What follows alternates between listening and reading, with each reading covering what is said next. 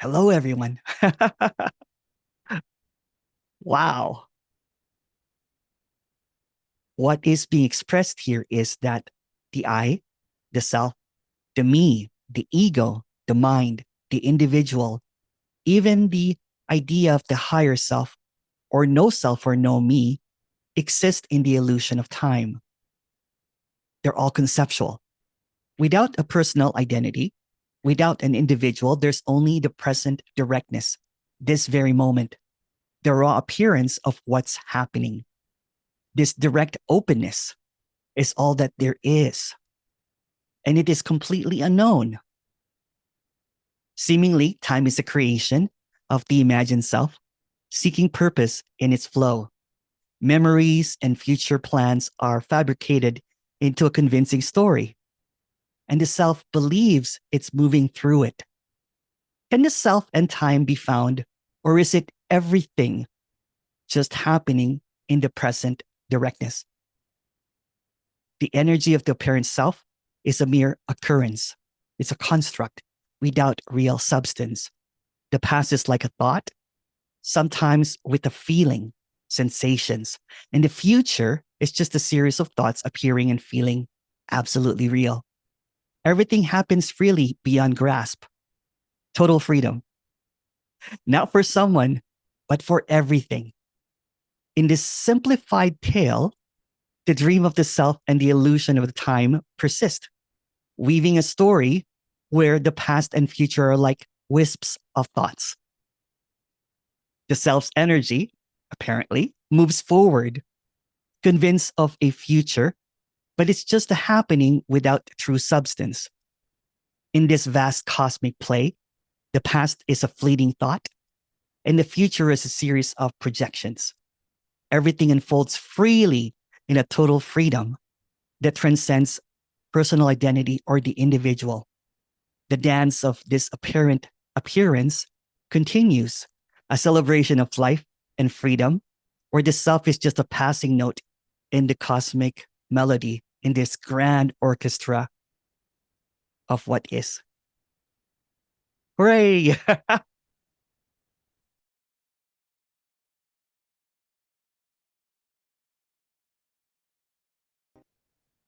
Hello, everyone.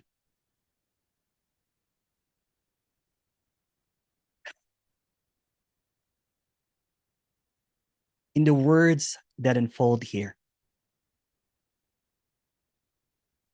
there's no story of change or non change, no journey of becoming, shedding of the self, dropping of the me, self realization,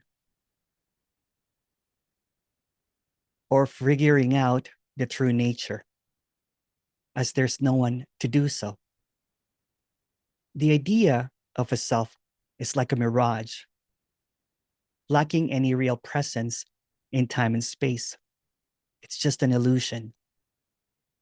Yet the mirage appears as the experiencer of reality moving through time and space. The story being told is about both being someone and no one, intertwined threads in a grand narrative. No individual me comes and goes. There's only this present infiniteness, unchanging and constant. All the concepts discussed are just stories. Non-duality is not a tangible thing. Simply, it's beyond words. Simply, it's not two. The apparent self turns it into something graspable. The suggestion is nothing is really occurring.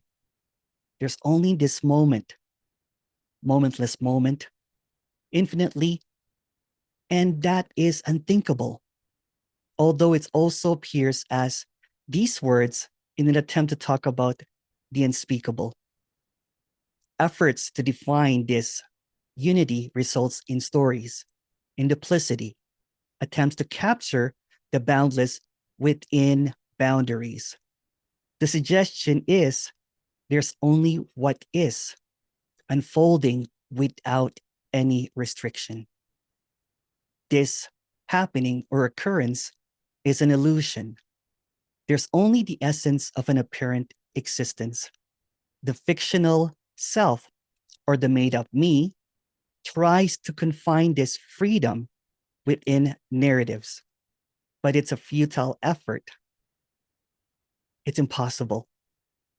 The dance of aliveness is a perpetual surrender, impossible to grasp, like trying to hold on to an empty space. In the unfolding what isness, there's no one for whom this experience is qualitative. The idea of a singular self is just another passing moment. No individuals, a temporary ripple in the grand flow of this apparent existence. Freedom is not a goal, it is the very nature of what is happening without any conditions. Hooray!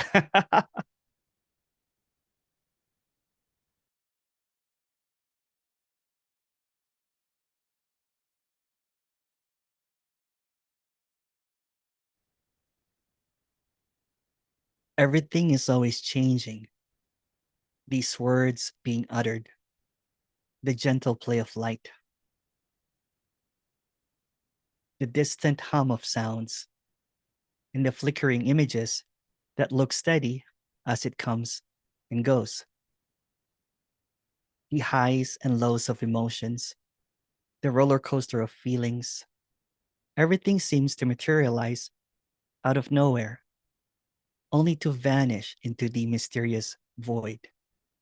This void, life appears as an unending sequence of fleeting moments, a continual flow of things slipping away. Yet, when revisited, these moments, they present themselves anew, fresh, and unfamiliar. Everything is constantly moving, but there's an inherent stillness in everything.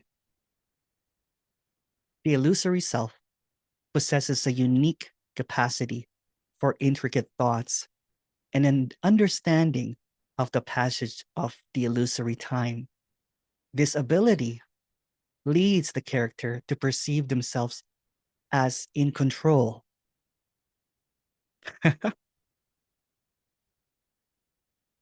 navigating the currents of time, trying to control the illusory by the illusion.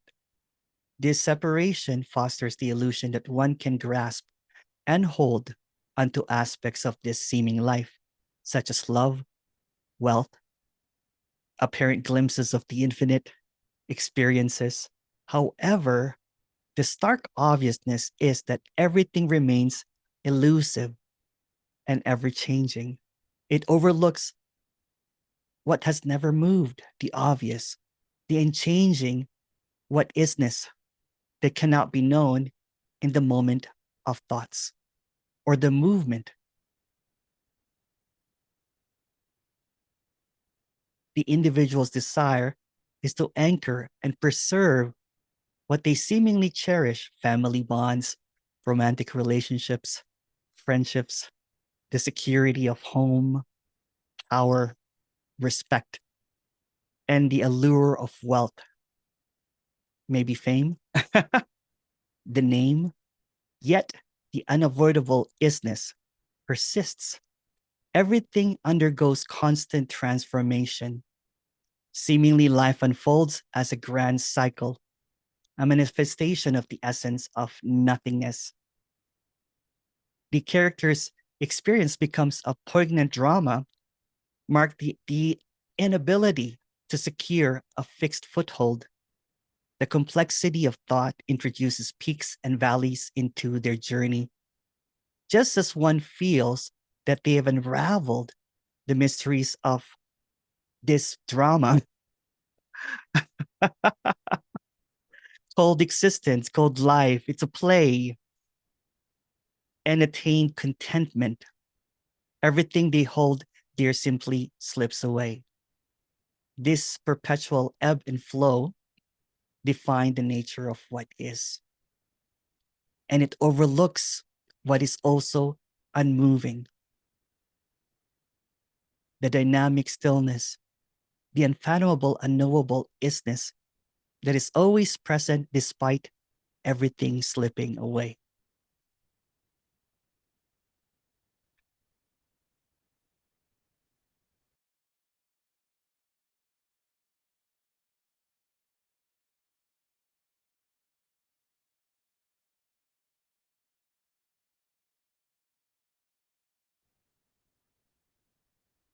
So here's an introduction.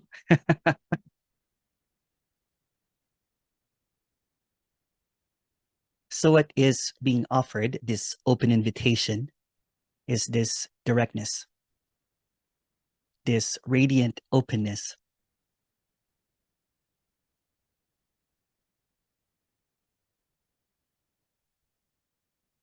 And then that's it. Just this openness. In this intimacy, in this nakedness, in this momentless moment where all these words seem to come and go. All of these ideas seems to pop up and pop out. There's this openness that's unbreakable. There's this limitless, boundlessness that's unmovable, free of any description. Yet here it is attempted to be described. It can't really be described. In this quietness, in this serenity, everything may appear. It can appear as emotions, feelings, questions, thoughts, sensations. But what is being expressed here, this open invitation, where everything is allowed and nothing is denied, is this unmovable peace that defies any comprehension.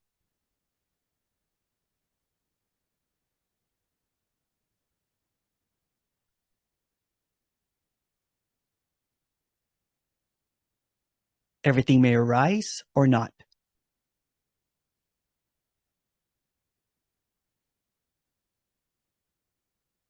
What is seeking this is also this.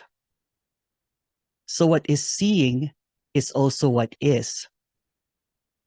So what is seeing what is, then it's just really seeing. And not even that, it's just what is. What is talking is also what is. So talking is just what is. What is listening is also what is. So it's just listening or just what is. In this directness, in this openness, anything can arise like questions of what is this? Everything is allowed, doubts, confusion, clarity, the seeming understanding or misunderstanding of what's being talked about. But there's nothing here that is being said that can fully grasp what this is. The unknowable, the unfathomable, that never moves, that never changes. Yet there's so many different talks about this. The seeker's deepest fear that it can harbor is not the dread of knowing death or death, but rather an apprehension about this radiant openness, or you may call it life, as it is. It's not merely the fear of existence, but the fear of truly what this is, this unknowable, this quietude, this silence, the impersonal embrace of the raw and untamed wildness of this. And when I mention this, is not a word, it's not an idea, it's not a labeling, but it has to be labeled somehow. And it's just simply being expressed as this, what is. It could also be expressed as not this or what is not. So what this is the unknowable. And it seems to be difficult for a character to face this. this radiance, this emptiness, since it appears as everything. It's not missing, it's not lacking, but it can appear as missing or lacking. What this is can never be denied, yet it's always overlooked. So to authentically be alive means this impersonal confrontation of what this is, both the pleasant and the unpleasant, even the most challenging facets of this apparent appearances. So it's not just about bliss, joy, peace, happiness. It also encompasses pain, sadness, fear, anger, confusion, delusion, everything, everything, everything, everything. Nothing is denied. And even helplessness and trying to find out what this is. What this is, again, cannot be known. So the unknown is afraid to look at the unknown. The unfathomable is afraid to know it. It cannot be known, and there's nothing that can be done because it already is. Seeing what already is almost kind of like acknowledges that one cannot selectively shield oneself from the apparent waves of life. The waves can appear as happiness, sadness, gloriousness, helplessness, hopelessness, all of the above. So there's this preconceived notion about identity that seems to drop, because in this radiant openness, what is there? And in this directness, in this super directness, there's just this sound that's coming out of nowhere. There's really no thought behind this. There's really no one behind this. Even if there's an idea that there's someone behind this, that just appears as a thought. It just appears as an idea. Again, in this directness, in the absence of ideas, in the absence of thoughts, in the absence of identity, in the absence of belief system, what is talking right now and what is listening right now is not separate. There's no division whatsoever. Yet ideas might present itself as, well, there's this Emerson speaking about this unknowable. And then there's identity that claims that I'm listening to this. But what if those thoughts are just appearances? What if they are just a complete illusion? What if every thought is a dream? Every thought is an idea. It's all made up. It's all made up. So although these words are trying to point or trying to express into the unknowable, the made up words are trying to point out to something that cannot be made up. So again, what is being expressed, what's being tried to present here cannot really be presented in words. It's like almost hearing between the lines, hearing the silence between the words. It's not the comprehension of what's being said here, or even the miscomprehension. What's being expressed here in this totality, because it appears in everything, is being presented as whole. So the words that's coming out right now is also appearing with silence. The absence is coming out with fullness. The emotions that comes out from this, the passion that comes out from this is also empty. And in this emptiness, there is seemingly a yearning of what is there that needs to be gotten? Nothing, absolutely nothing, because what is being expressed here is always present. It's always constantly alive, awake, constantly this and not this. And it cannot be caught by anyone's idea, not a singular idea of anyone. Seemingly what's being presented when talking about this is someone's apprehension of something that cannot be comprehended. Seemingly what's being presented is what's being presented out there, although there's no out there, as ideas of what this is. So it can present as this all-knowing or no-knowing, but both stems from an idea. So in the absence of ideas, in this directness again, what is behind all of this? If you go back really sincerely and honestly, whatever is being presented is just a thought behind a thought to maintain a thought about a thought. And it's not about getting that thought, because getting a thought will just result in another thought of something that cannot be thought about. Yet it appears in every single thought. So this unorganized freedom that's tried to be organized by the seeker cannot be put in a box, cannot be labeled as something, cannot be fabricated for the comfort that someone got it. Since what's being expressed here is just this radiant openness, it's in everything, it's in everything. It's the dissolution of self-imagined limitations. It's the demise of any preconceived notions about identity or no identity. It's not about a self. It's not about a no self. It's not about a me. It's not about a no me. It's not about getting somewhere. It's not getting about trying to understand something, because it's already here. It's constantly here. So the pursuit of this is pointless. Might as well stop seeking. Although there's no one choosing to seek or not to seek. What's being presented here is like a stop sign that there's really nothing to get because it already is. Yet there is an idea that something might happen in this meeting, something might drop in these meetings, some energetic, realization might occur. So what's being expressed here is the shift in perception that there's something missing, that there's something that needs to be done, something that needs to be dropped, a seeming clearing up of some contraction, a seeming dropping of belief system. None of those. And let me take you back to what I was trying to express earlier. Without all of these concepts, without all of these ideas, in this directness, in this quietude, in this infinite present, the infinite now, although these words are just decorations, what is being expressed here is the silence and all of knowing, and all of logic, and all of comprehension.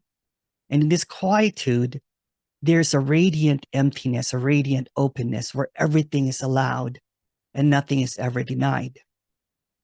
It could appear as an understanding, some sensations, some feelings that comes and goes. But what's always overlooked, as I always say, is what already is. And what already is the ordinary, unmistakable, undeniable emptiness that's in everything. It's emptiness in the walls. It's emptiness in this voice. It's emptiness in the listener. It's emptiness in the thought. It's emptiness in everything. What seems to be hidden cannot be found often is because it's appearing in everything. So what is looking is what's being looked at. What is missing is appearing in everything. And that seems to be the conundrum in seeking that it already is. So it goes in these cycles. It goes into meing and being. I got this. I lost it. And it goes in this cycle of never ending happening. But seemingly, although there's no one stepping back and seeing all of this madness of seeking what already is. And it sees that it encompasses everything. It's in the pain. It's in the sadness. It's in the joy. It's in the walking the dog in the morning. It's eating the sweets. It's spitting out a really spicy food if you don't like spicy food. It's the rejection. It's the acceptance. It's the sensations. It's the mundane. It's the ordinary. Or it could be this big pain that appears. And seemingly what seems to happen in seeking peace and everything, there's a common misconception that becomes a utopian escape from the dualistic nature of the apparent world, a realm free from pain, suffering, and negativity. Yet this notion is an illusion based on dualistic ideas about identity and reality. So reality is an illusion, but a very persistent one. Identity is an illusion, but a very persistent one. It is a dream that's fabricated by the seeker's longing for comfort, for certainty and security. So what's being expressed here is that that longing, that need, that wanting for peace is always overlooked by what the peace that cannot be understood, that's always permanently here. So there's this peace where seemingly everything emanates from: the happiness, the joy, the sadness, the gladness, everything in between. So in short, what's being expressed here is the already what isness of everything that seems to appear. So it can appear as rejection, acceptance, pain, pleasure, joy, smile, sadness, frown, the taste of everything, the feeling, the tactile sensations, the hugs, the rejection, everything. And the seeking for something that already is like a neurosis of trying to figure out something that appears in everything, of trying to escape from something that is smack on aliveness. And it seemingly escaping from that, waiting from that quietness, misses out on the quietness that's always unbreakable. If you have any questions, please go ahead. Sorry, I would have just kept on going. And if you have any, if you want to chat as well, please go ahead. The chat is open. Sorry, I did not open it earlier. Please keep going. I can keep on going. Yeah, it was nice. Oh, thank you. Thank you. Yeah, it's just this. Yeah, it's just this directness, really. And there's nothing really that can be said about this openness. Everything that will come up, pop up, and everything just seemingly just dissipates. It just disappears. But when there's a grasping of something that tries to be fixed or tries to be, especially when thoughts come and go, right? It tries to comprehend something, tries to find different meanings of it, tries to understand something. Then it just goes into a rabbit hole of thinking. And then rabbit hole of thinking presents either a positive or a negative. And then positive or negative is either trying to maintain the positive or trying to get rid of the negative. And it goes into the spiral of seeking of something that it misses that the positive and the negative are it. And it goes back and forth, right? Trying to figure out what is that. It's like a utopian idea of what peace should be.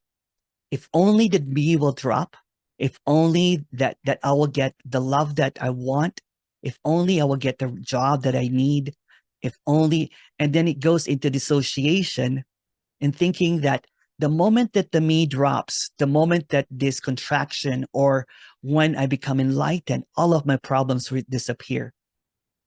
And it misses, overlooks that the seeming problems that seem to appear are also it. So it goes in this chain, it goes into hiding or trying to avoid what is. When what is presented as something that's not desirable, then it longs for something that can eliminate that.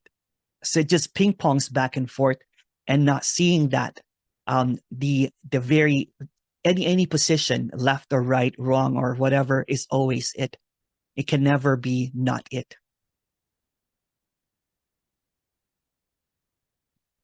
It's just really that simple. It's just really that obvious, but not obvious as a point of view, because from a point of view, from a comprehension, it will basically say that, well, that is what I want or what I don't want. And this is also kind of like an expression, a full expression that there's no teachers, there's no speakers, there's no one that has any authority that's needed.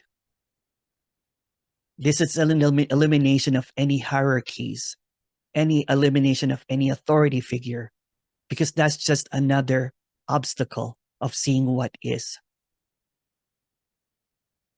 So the yearning for that state of void, when there's no problems, can often lead into some suffering, because trying to get rid of something is also getting rid of sanity, because it tries to avoid things coming up with the same result over and over and over again.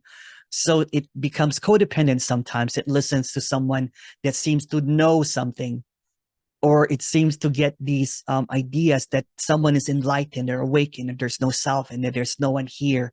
All that kind of stuff becomes just this hierarchy of belief system that someone can give it to me.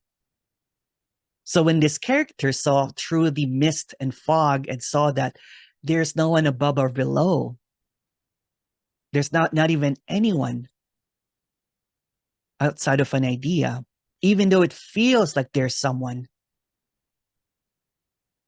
then it also sees that others' ideas about this are just miscomprehension of something that cannot be understood. It's just another rejection of something that's untamed, something that's wild, something that appears as sadness, something that appears as anything. And it creates this position of something that when there's no me, and when there's enlightenment that happens, then there's going to be this bliss or the absence of anger, the absence of whatever. But it misses that that's also it. And the seeker that is desperate to get rid of its problems, seeming problems, trusts someone that can seemingly give them this, even if the person goes that they can't give you this. So what's being expressed here is the sincerity that there's nothing that anyone can say or do, because what already is already. It's just a grand illusion that there's something higher and there's something lower, because higher and lower are just ideas. So the pursuit of heaven leads to the creation of hell. When there's really no heaven, there's really no hell. The quest for nirvana involves rejecting samsara.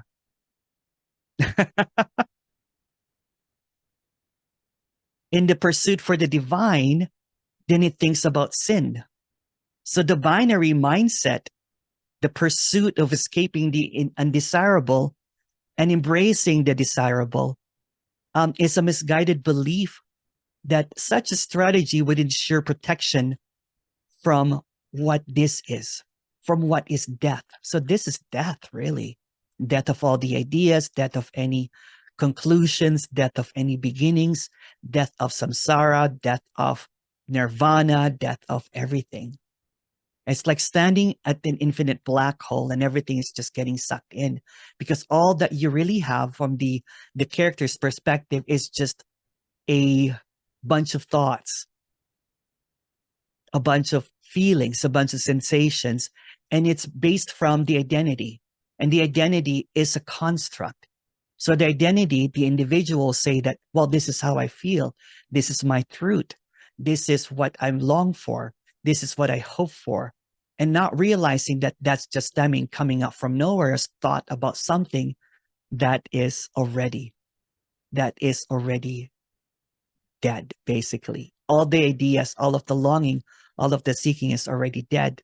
And any strategy to ensure the protection from the demise or the death is just another illusion. So it just goes ping-ponging back into the opposites, right? And selling something is quite easy. You sell something that seems to liberate someone from the hell, the perceived hell anyway, or the perceived idea that they're in suffering. So what's being exposed here is that suffering is just a state of mind, but there's not even a mind, and that's what's mind-blowing. Everything is just a comprehension. Everything is just an understanding. It is what it is, no matter what it is. And the seeking for something that already is just another merry-go-round in the insane belief that there's something that could happen when it's already happened, when it's already the case, when already this authentic appearance, this freshness, this glorious emptiness that appears as whatever, this formless form. Again, I'm trying to say all a bunch of these words that does not really have any meaning or purpose. It's just to break that certain idea of what it should be. This is not about numbing about the complexities of the seeming life or seeming, protection or avoidance of the inherent uncertainties and vulnerabilities, because in this radiant openness, everything is allowed and nothing is denied. when it's seen that that's also the struggle, the feeling of hopelessness is also it.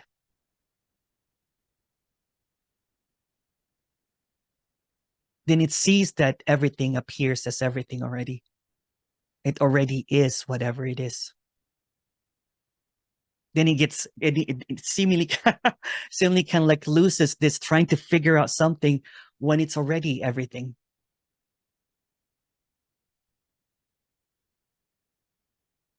Okay. Oh, there's so much questions here. Appears to make so much more sense now to why this is desireless now. Yeah. Thank you. What is the it? The it again is just another word I'm trying to do a poverty of words here, right? So I call it this or what is, so that there's no wild imaginings of something that cannot be imagined.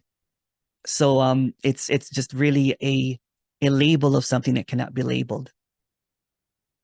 It's like pulling carpet under the entire spiritual industry. Yeah.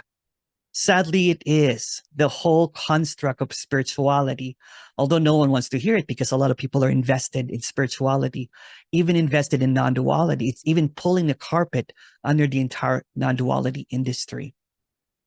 That there's nothing to get, there's nothing to know. It already is. So it misses this wild innocence appearing as just walking on the park, talking to your mom, petting your dog, eating sweets, feeling gas.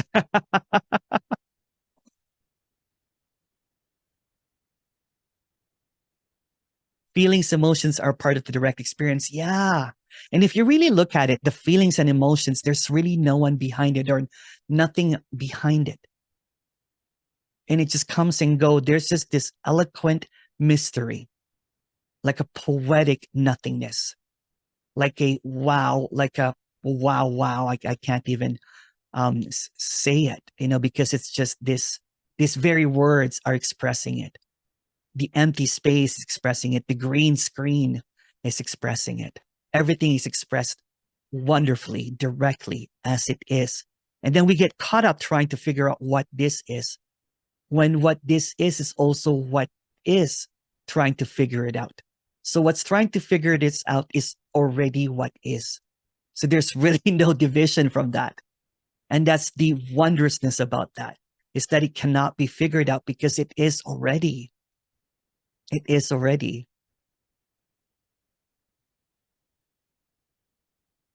Michael. Hi, Michael. Hi. Hello. Hi, Hi. how are you? I'm good. How you doing? Oh, doing Oh, great.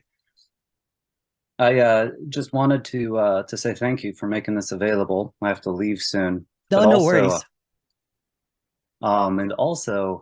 there are these moments of clarity, or there is this clarity, and then the thought, this can't be it, and then this insecurity, which makes one run to the drug of choice, whether it's Muji, alcohol, or you. No, it's just really amazing how it all morphs constantly. Like there can just be this supreme clarity of just existing in this, and then it morphs into, oh, this can't be it, and now I need assurance from some outside source. I need to be calmed by alcohol or cannabis or whatever, or Muji, or any other teacher or any other drug. And really that's what teachers amount to, or they just Just amount to a intoxication, drug. isn't it?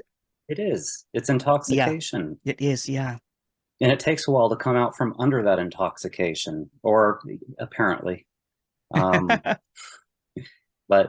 anyway, just thought I'd say some words.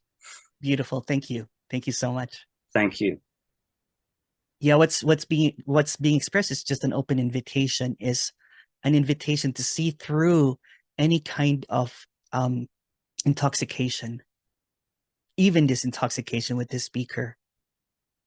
It's not about knowing something. It's the expression, the sincerity. There's nothing that needs to be known. because it already is.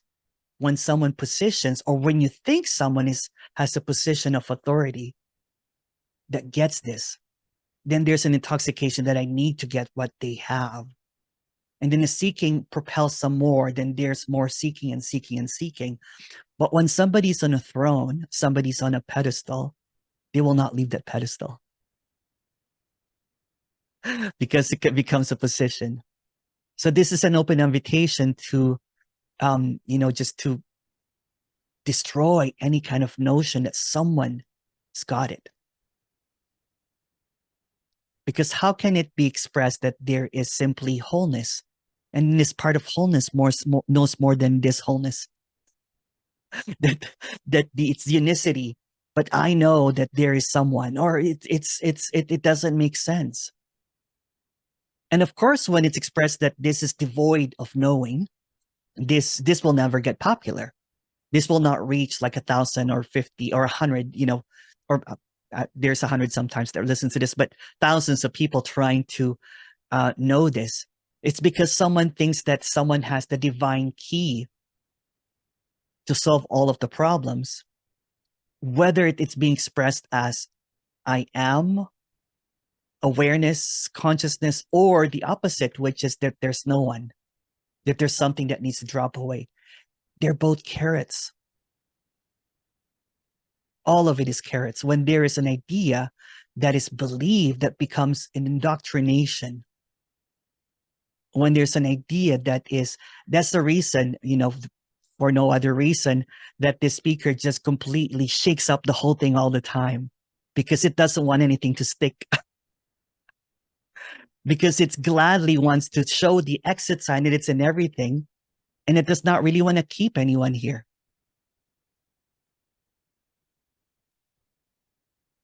Which is not good for the speaker, but who cares? So what's being expressed here is this liberation, this wildness of not even listening to this anymore, to be honest, right? But if there's also an open invitation to keep on listening as well until all of the disillusion, all of the entanglement seems to fall away, or just listen just for the entertainment of it. But again, not here, not anywhere else can give you anything. But at least here, there's going to be sincerity that there's nothing to get because it already is. There's not going to be energetic. There's not going to be any promise that if you go to my retreat in Florida, that there's going to be something that happens more.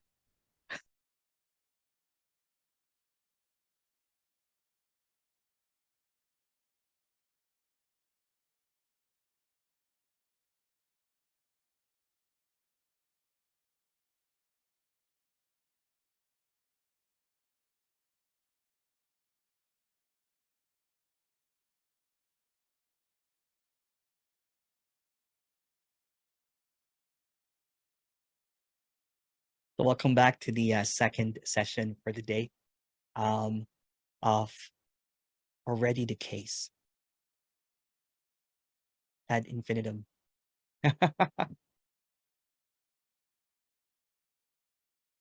As always, there's a disclaimer in these meetings that there is no one that knows here. With all sincerity, no one knows. Since what is being suggested is the unknowable, everything is unknowable and nothing is known. What seems to be obvious, not from knowing, and it's hard to describe with words because it will appear as knowing and therefore contradictory, is that there is this all-encompassing, constant presence, not as an idea, not as a being, not as anything that you can think of, that often goes unnoticed. Seemingly, non-duality teachings and speaking have converged on that idea in the depths of this present apparent experience that does not have an experiencer, that there is something unnameable and ever present.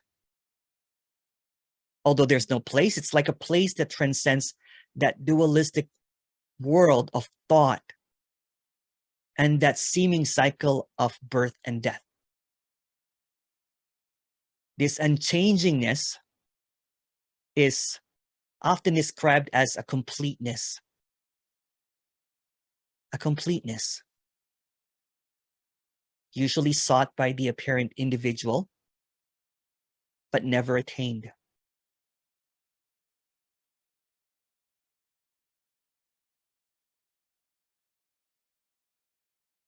It's often a home that eludes notice amidst the distractions of seeking for future completeness, or basically proving oneself as worthy of this seeming completeness.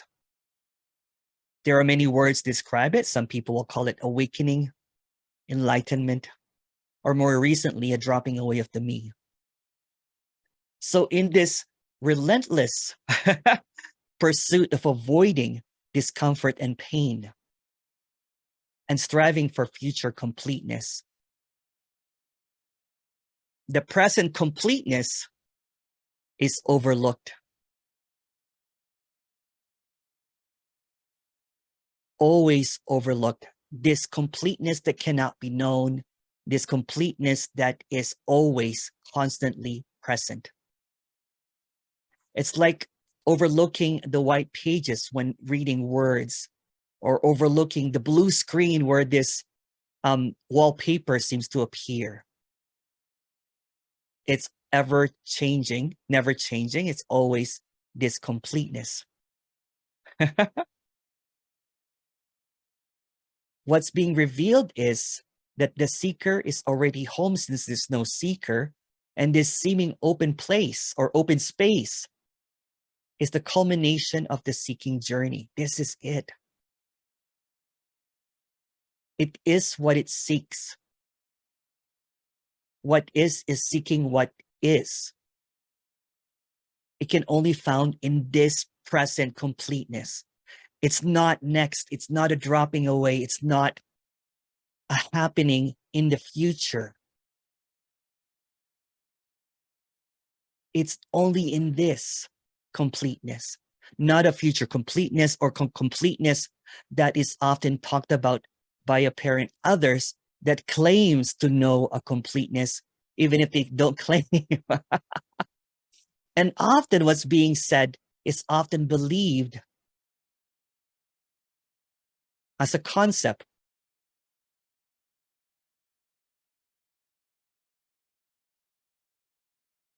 So it's seeking for reality.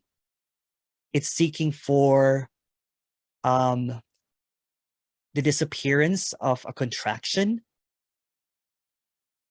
the relief of some pain, the relief of suffering. But it's looking for future relief of something that is already is. It is what it seeks. So the pain appearing is it. It's not something that a seeker wants to hear. The discomfort that is appearing is it. The rejection that is appearing is it. There's nothing that's not it. Yet, when often discussed, there's a dangling of carrot that often appears as something that will happen next time. Or there's a judgment or a correction. There's still a me there. There's a contraction there. There's abiding in awareness, and all of this stuff that's conceptualized, trying to express what already is, which is a misnomer because it already is. There's a story, of course, of, processing this, and there's nothing wrong or right about that. But what's being expressed here, when it's expressed that it's already the case ad infinitum, it's always it. Even the seeking is it. Even the longing is it. Even the desire is it. Everything is it, no matter what it is. So in the realm of seeking this apparent reality, a fundamental mystery seemingly unfolds. The pursuit that continues despite the fact that the seeker is in essence is already it. Meaning there's really no duality to what this mysterious unknowableness and the seeker is synonymous. But there's no one behind it because there's no separation. It's just what it is, no matter what it is.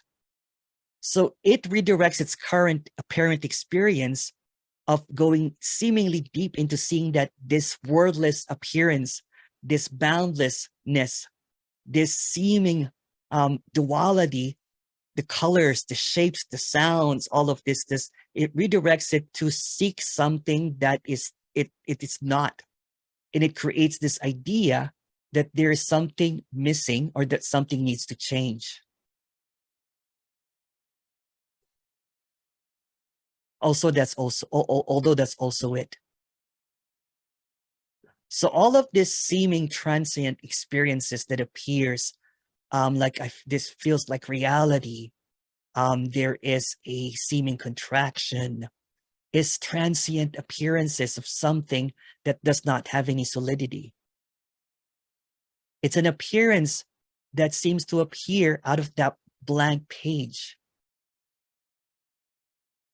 Like a statement, or a story that appears.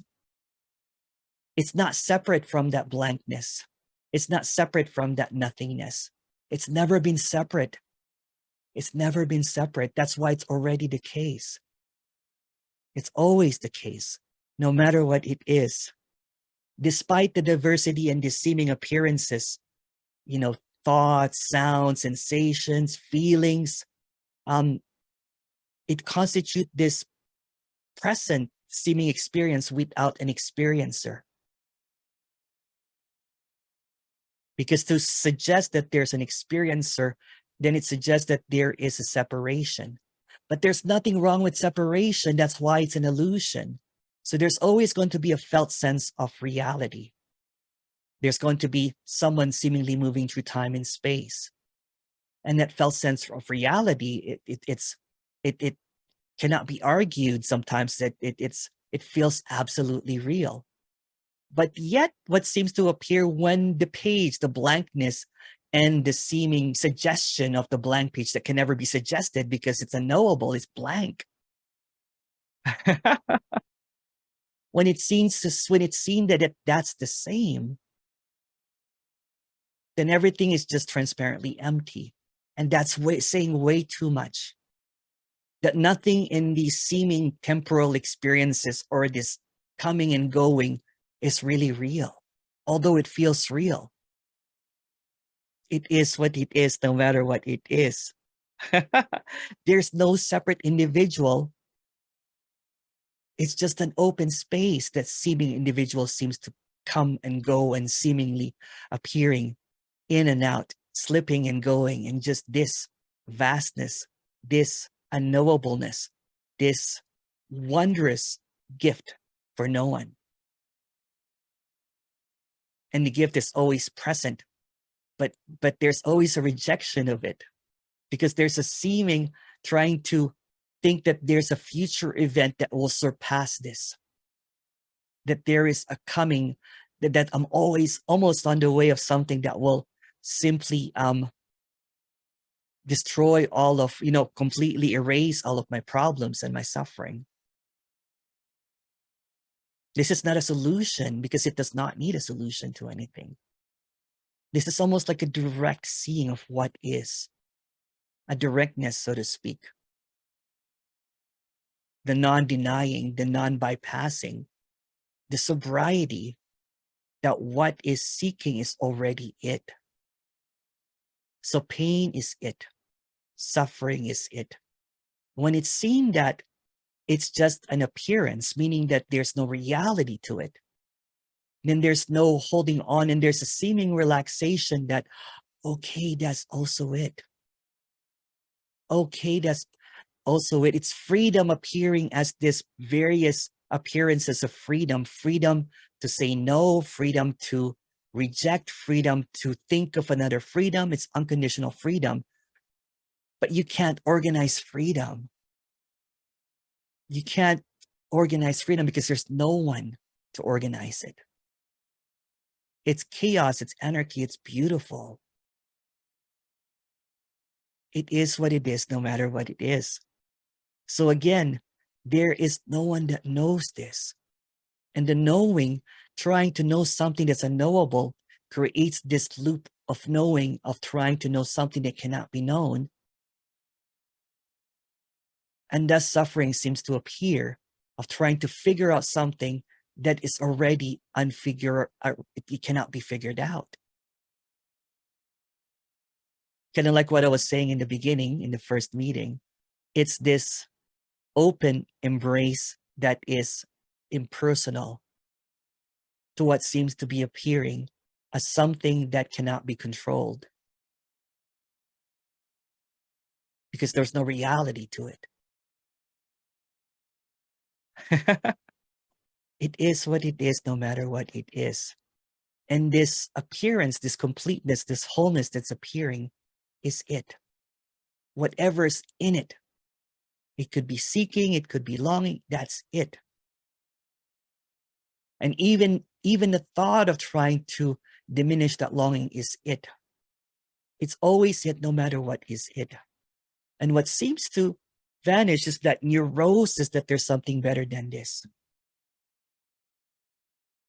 And this is just a story. It's like growing up directly and seeing what it is. It's like sobriety. It's like sobriety to what already is and facing what is, no matter what it is. It's not this fantastical idea that there is a dropping away to happen, that there is something, a future event that will happen. That's just a thought. When it's seen that everything is already it, there could be a seeming giving up, although no one gives up, of that tendency to keep on going to future completeness or future happenings or future dropping. And it sees this unknowableness, this completeness, this wholeness, whatever this is, and it's grand. It's grand. And that's saying way too much. It's wow. It's wow. It's boom, it's boom, it's wow. How could this be happening? How is there such thing as words and separations seemingly coming out when there's just this completeness, this wholeness that's never been separated? How is there movement when this is stillness? How? And that doesn't need to be answered. It's an awe of something that it's seeing, not as self, but seeing itself as it is, without any ideas, not because of a passed on knowledge, not because of a wisdom, but the absence of all of that, the lifting of all the veils of knowing, the concepts, the ideas, and it's just really ordinary. But the ordinary is so stunning that there is a sense, there's no more sense of a self, because that's just another illusion. It's just this. And that's saying way too much. And it's trying to simplify what is already this vastness, this wowness, this profound completeness that appears in everything. Nothing is excluded. Everything is it. Everything is it. It is what it seeks, and this is it.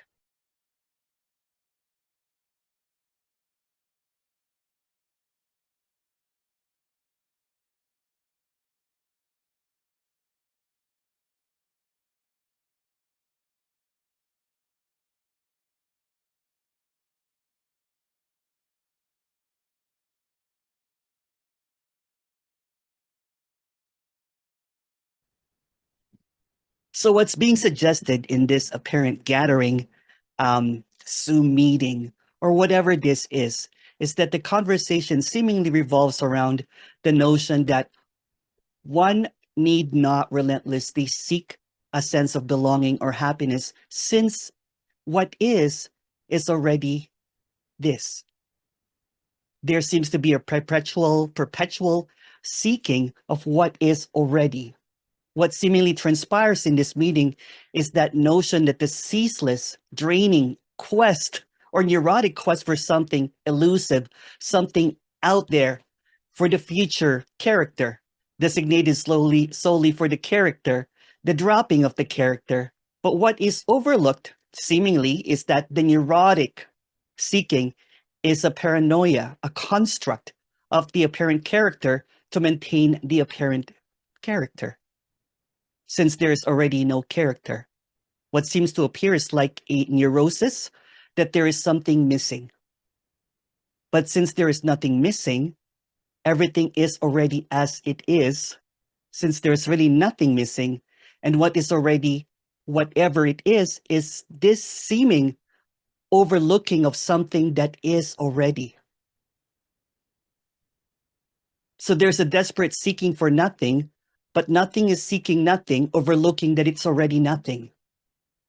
But the nothing seems to be defined for that character as something.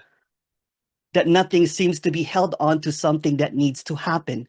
Something that needs to happen in a future event, an apparent dropping, when it's already is. Seemingly there's a desire to lose desire, which is still a desire, by the way. It will just keep on going and going and going and going. But there is no one behind any of this. There's simply nothing behind any of this. Turtles all the way down. It's simply what is already. Seemingly, in this apparent unfolding, not just in this space, but in everyness and everythingness and whatever seems to appear, it is already what it is. It is the meeting of something fundamental without any opposite, simply not two, a sourcelessness, recognition of the essence of this appearance in itself. This apparent recognition happens as what is interacts with what is in a billion trillion many ways. And it revels in diversity, can appear as good, bad, this, that, you, I, me, no me, or whatever seems to appear. At this very apparent moment, although it's illusory, what is takes the form of a person, a character sitting in a chair, engrossed in this meeting or not, paying attention or not to every word. It also takes the form of the ground, the walls, the camera, the computer, the heartbeat, the taste of the mouth, the colors, the scents, the sounds, the whispers, and everything else that's occurring, seemingly occurring. What is embodies everything that's transpiring. Absolutely everything, and also nothing at all. So that seems to be the dilemma, is that the character that's listening to this is trying to figure out what's being said, trying to comprehend something that is completely incomprehensible. And that's not a way of gatekeeping, it's just simply what is. It's not a way of trying to hide something, because it is already incomprehensible. There seems to be a running around in words. There seems to be a trying to figure out this or that, what's being said or not said. But all of these words are already empty, without any meaning, without any purpose, because it is already. I've said this many times, but there's nothing that I will say here that can change what is. There's nothing that you can do that can make this clearer than what already is, already completely what it is. It is already in everything. It is already what is. This remarkable aliveness is not hidden. It's not a construct. It's not an idea. It's not a concept. Although it's incomprehensible, because it does not need any comprehension, it's simply appearing as it is. At the same time, it's also not appearing, because appearance is subjective. There seems to be a person behind it, but there's really no one behind anything, all of this. So any perspective, any idea, any comprehension seems to hide what it is. Any thinking, any figuring out seems to conceal what is already not hidden. The moment that there's a thinking, there's an idea or a processing of something that does not need to be processed, there seems to be a veiling of what can never be hidden. And it seemingly triggers this neurotic seeking that there must be something that is not seen. There must be something that is missing. There must be something that is hidden. But nothing is hidden, because this is really just nothing. But not even nothing, because that's just another idea or another concept the moment that someone hears it and makes it into something that is not. And that seems to be the dilemma, is that what seems to be appearing is what is and what is not. For example, and again, it just creates this confusion again, but there shouldn't be, because it already is. It's just direct, it's naked, it's incomprehensible, it's raw, it's unaltered, it's unchangeable. It is what it is, no matter what it is.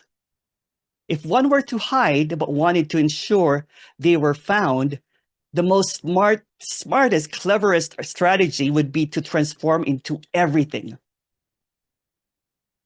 that is. Meaning that what seems to be hidden, seems to be missed, is because it's already in everything. It's in every thought, it's in every feeling, it's in every sensation, it's in every taste, it's in every heartbeat, it's in every breath, it's in every pixel, it's in every neuron, it's in every atom, it's in everything. If something has to be glaringly obvious, wouldn't it make sense to make it encompass everything? Make it all encompassing? Because this is not a trick, this is not a drill, it already is. It's not. And that's what's like a cosmic joke in all of this, is right, there seems to be a desperate seeking of nothing, and it just keeps on seemingly to be hidden, but nothing is hidden. Nothing is obscured. Nothing is hidden. It already is. All of this need not to be grasped intellectually. If it were that easy, one would merely be an individual who had accumulated ideas of the abstract about non-duality. Someone with the mental concepts, but this cannot be conceptualized. Although everything that is being expressed seems to be a concept, what is truly being, if we cut all the words and everything and just directly, it cannot be conceptualized. It cannot be conceptualized. It's not about trying to figure out what cannot be conceptualized again, because it can go into that scenario again. What's a non-concept? I need to figure out what cannot be conceptualized. Or how can I understand the unthinkable? It appears in everything. So it also appears in the thinking, although there's no one thinking. It appears in the speaking, although there's no one speaking. It appears in the hearing, although there's no one hearing. But seemingly someone's hearing, someone's speaking, and someone is scratching their head of what's being spoken about. Again, this is not about an intellectual understanding.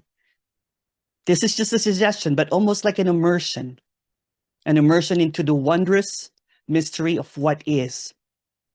Not as a doing, but just a curiousness, an immersion into the curiousness of something that cannot be comprehended. The goose flying south to Florida, trying to escape the cold of Canada, honking along the way, the trees rustling, the wetness of the grass, the coldness of the winter coming, or the fall happening in November. Again, this is not about knowing.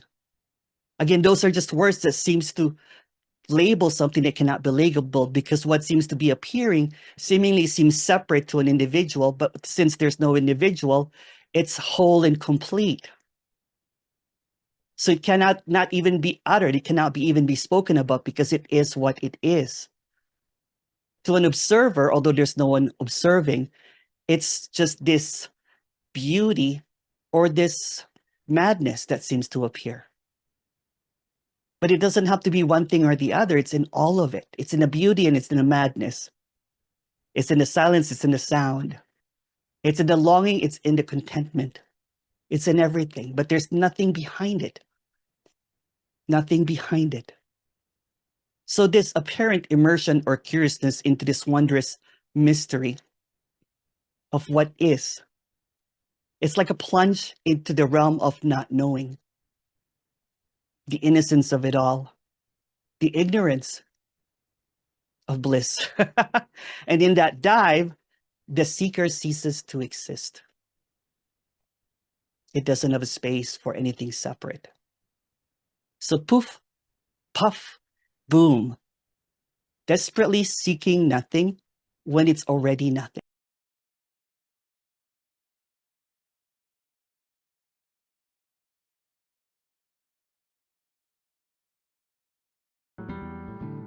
So what is being expressed is the inexpressible wholeness that everything is already as it is.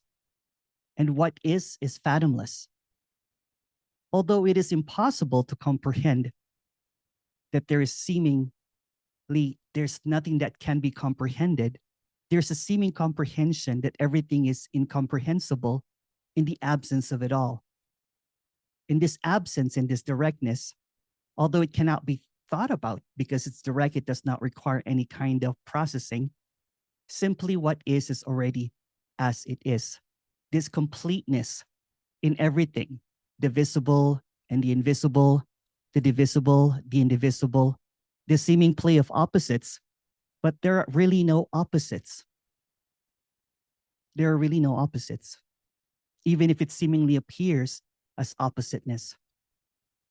Even if everything seems to appear as this or that, there's no this or that. Everything is just simply this. Simply this that cannot be separated, even if it appears as separate. What is being suggested is so deep as to be unmeasurable, but yet also very shallow when attempted to be understood. Unfortunately, ignorant when there is a position taken as a right or a wrong by an apparent me or even a no me. There's no such thing, since both are equally the opposite of what cannot be this or that. Simply this or no this is the unfathomable this. And that is even saying way too much because it cannot really be fully expressed. This unknowableness cannot be claimed by anyone, not even by this speaker. Just like as anarchy does not have a leader, just like freedom does not have an owner, just like peace cannot be claimed as my peace or your peace. It's just peace. It's always peace. It's already peace.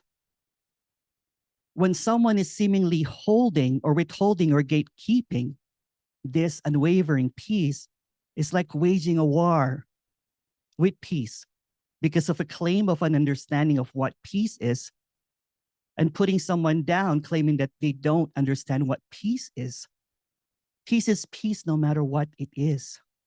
The peace that is being expressed does not have a definition. It is not an understanding or even a misunderstanding. It does not have an opposite. It does not have an opposite. It cannot be broken. It cannot be my peace or their peace.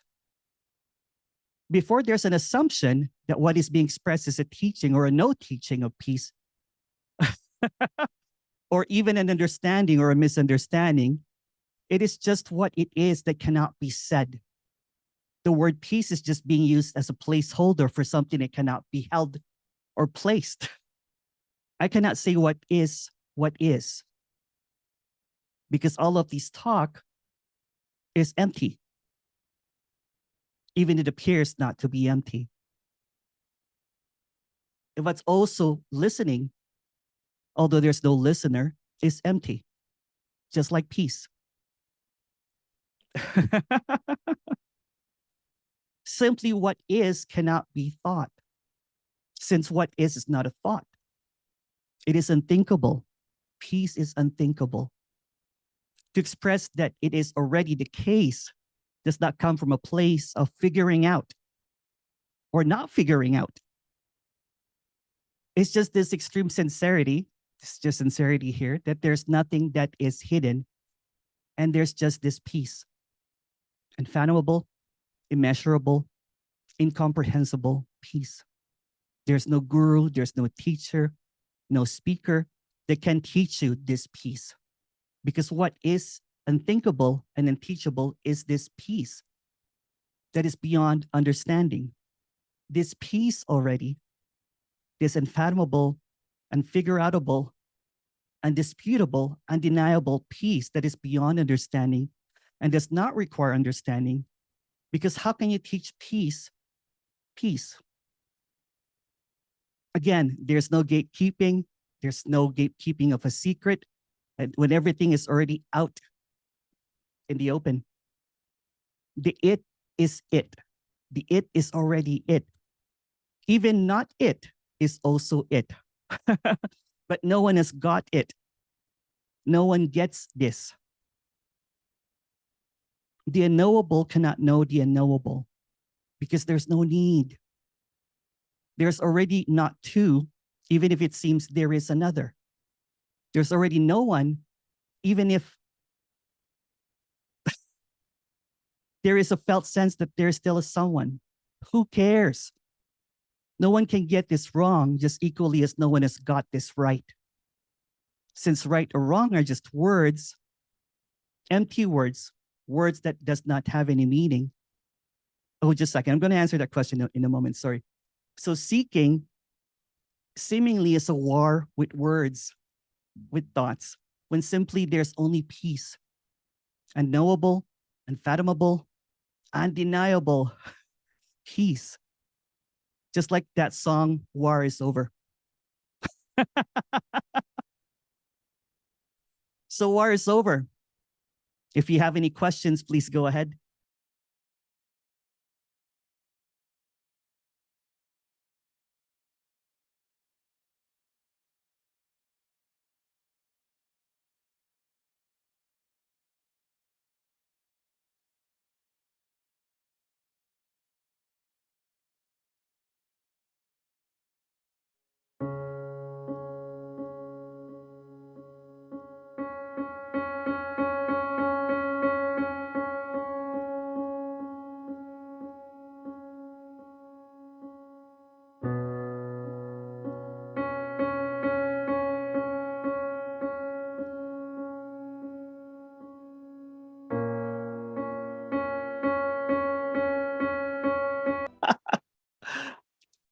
So this introduction is somewhat inspired by that conversation earlier with trying to grasp what is being talked about, trying to grasp what the purpose of this conversation is, if there's really nothing to grasp, and why there is this seeming seeking on what's being expressed.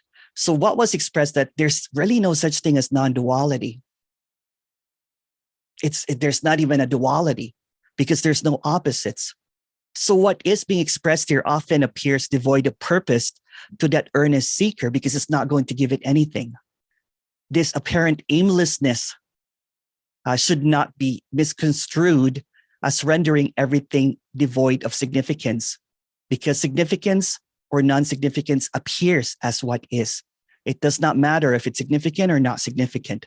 Non-duality does not intend to draw any attention to anything, to any particular object or concept. Let's even change the word non-duality to just what is.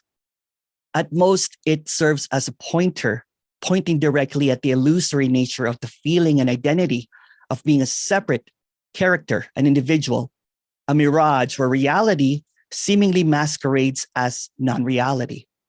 So there's an endeavoring of, to basically articulate the essence of this, without the seeking persona or the apparent character would prove profoundly futile. The apparent seeker, although there's no seeker, is inherently driven to apprehend something concrete, something solid, something that graspable, would basically transform any such description into an object as a precious, my precious, as it perpetually hungers for substance. The notion of this or no thing or what is or as it is, or whatever words that may be used that cannot seem to capture what it's being expressed here, remain beyond any seekers or apparent seekers' conceptual faculties. And even the very concept of nothing fails to capture its essence. So this topic defies any verbal expression, encapsulating the notion of getting what a known thing is, or what is, or what this is, or what not this is. It's just what is. So to simplify it, it encompasses ordinary apparent experiences, such as just sitting on a chair, listening on Zoom, eating some popcorn, looking at the computer screen, lying on a bed, reading, analyzing, criticizing, feeling, sipping a beverage, whatever unfolds constitutes the entirety of thisness. So this is just apparently just talking, and there's nothing behind it. There's nothing to attain. There exists no entity behind here. There's no being behind here. There's no entity within the speaker that possesses any knowledge. And that's usually just the emptiness of what is, that there's nothing substantial that is being talked about here. This is basically like the same thing as just sitting on a chair in just profound free fallness, because there's nothing to grasp this. While the possibility always exists that the seeker may cease to be, that there's no more seeker, you know what I'm saying, or kind of like it disappears. This apparent demise is neither death nor annihilation, but basically it can't be explained. It can't be grasped. And that's the same thing. So what is seems to seemingly fall or disappear or die, but it's still what is. It does not constitute any change. So a sense of approaching this, but what one cannot basically become closer to this, because this is already this. This is always this, no matter what seems to appear. So there's just this directness of apparent happening of madness, sadness, gladness, whatever seems to appear is it. So this phenomena defies any description, as words inherently describe basically tangible beingness or entities. And these words can never, ever can never grasp this. But it is still wondrous that what seems to be appearing, this inherent aliveness, can present itself as a separate, can present itself as divided. So this is the experience of the apparent seeker, that there's this separation, but there's nothing wrong with it. Aliveness, wholeness, whatever word that is a buzz right now for what can never be expressed, appears to fragment itself, yet it remains undivided. This is emptiness, wholeness, emptiness. There's no observer behind those eyes, no entity speaking these words, no entity hearing these words. Within the acts of hearing and seeing, there's a semblance that somebody may arise, you know what I'm saying, while I'm hearing this, but it's purely a product of imagination and appearance, so to speak. It's already whole and complete. Yet the apparent seeker, the listener, quests for wholeness and completeness when it already is. I'll answer that question in a moment. Sorry. So again, so there's this quest, there's this thing to get what is being expressed as whole and complete. I want to get what is whole and complete, but what is seeking is already whole and complete. A paradoxical irony. So this appears as all dramas, wars, deaths, and births, It strips away all constructs, revealing that nothing truly perishes because nothing was ever born. This appearance, this emergence of what this is, what you can call it emergence or non-emergence, outside the constraints of time, even though it seemingly gives birth to the concept of time itself. But there is no time because that's just another concept. There's no you because that's just another concept. Simply to go even more direct than that, it's just this and not this, and it cannot be thought about. And it's just this boundlessness. Some call it energetic, some call it whatever words that may seem to encapsulate it, but it can never truly capture it. And that's this aliveness that's free falling, that is just wondrously new, wondrously fresh, always this. Even when it's not this, it's always this. And it's just that. And there's nothing that can be done about it because it always will be this. So no matter what it is, seeking for a chair, sitting on a chair, falling on a chair, can't get up from a chair, it's just what is. Thank you. And if you have any questions, please go ahead.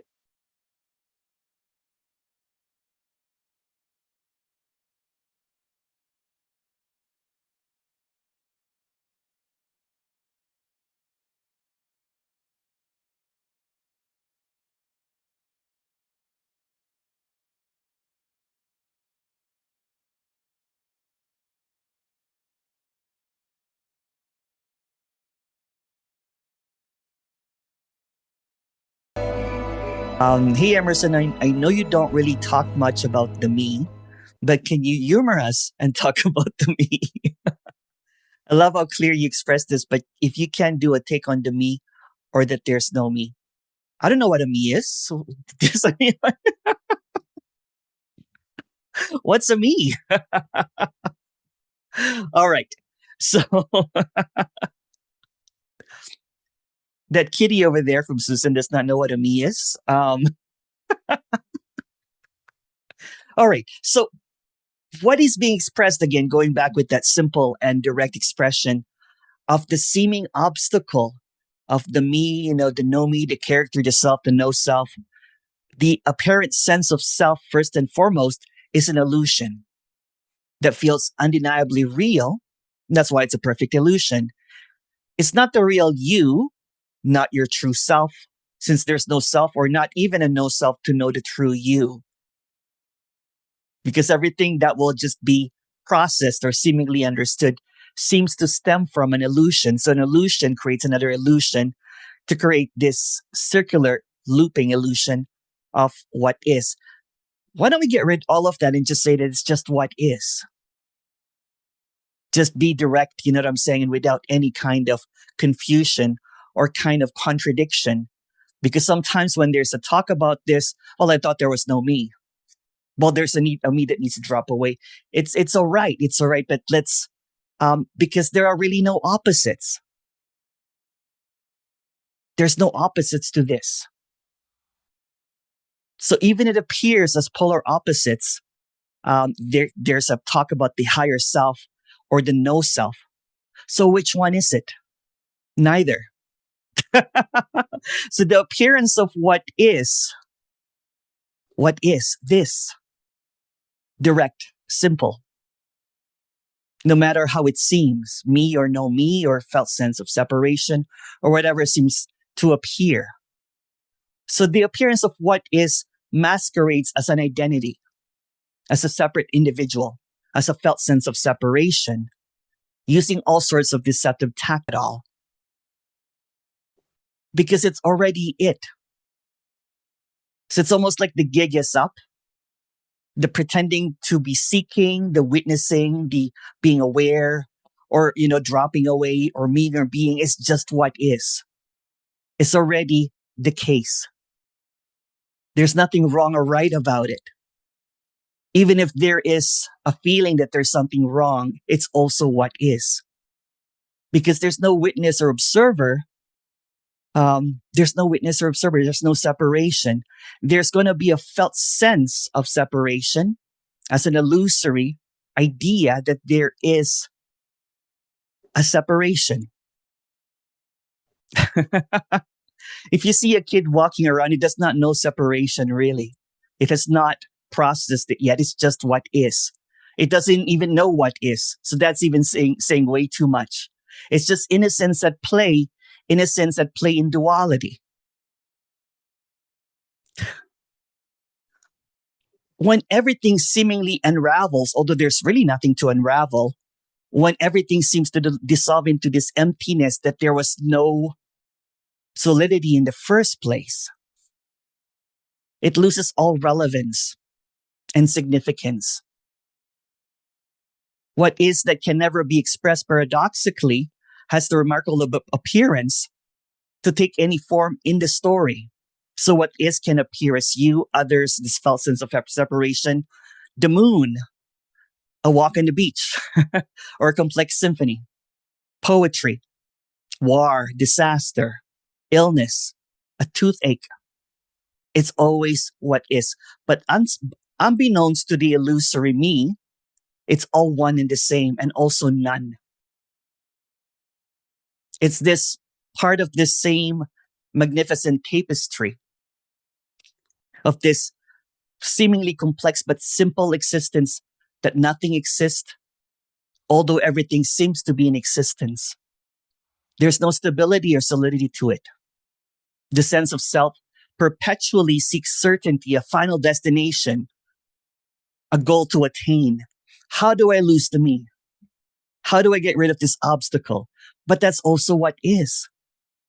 That's also what this that cannot be expressed is seemingly being expressed as this and not this.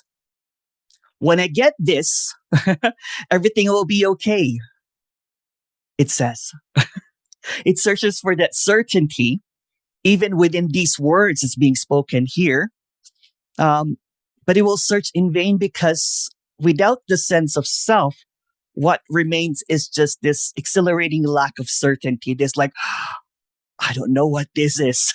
I am not separate from, there's no separation, but there was never a separation in the first place. So it's just a big wow, a big uncertain wow, this curiosity, curiousness, this nothing has been separate from whatever that cannot be thought about, that is always presently, consistently this.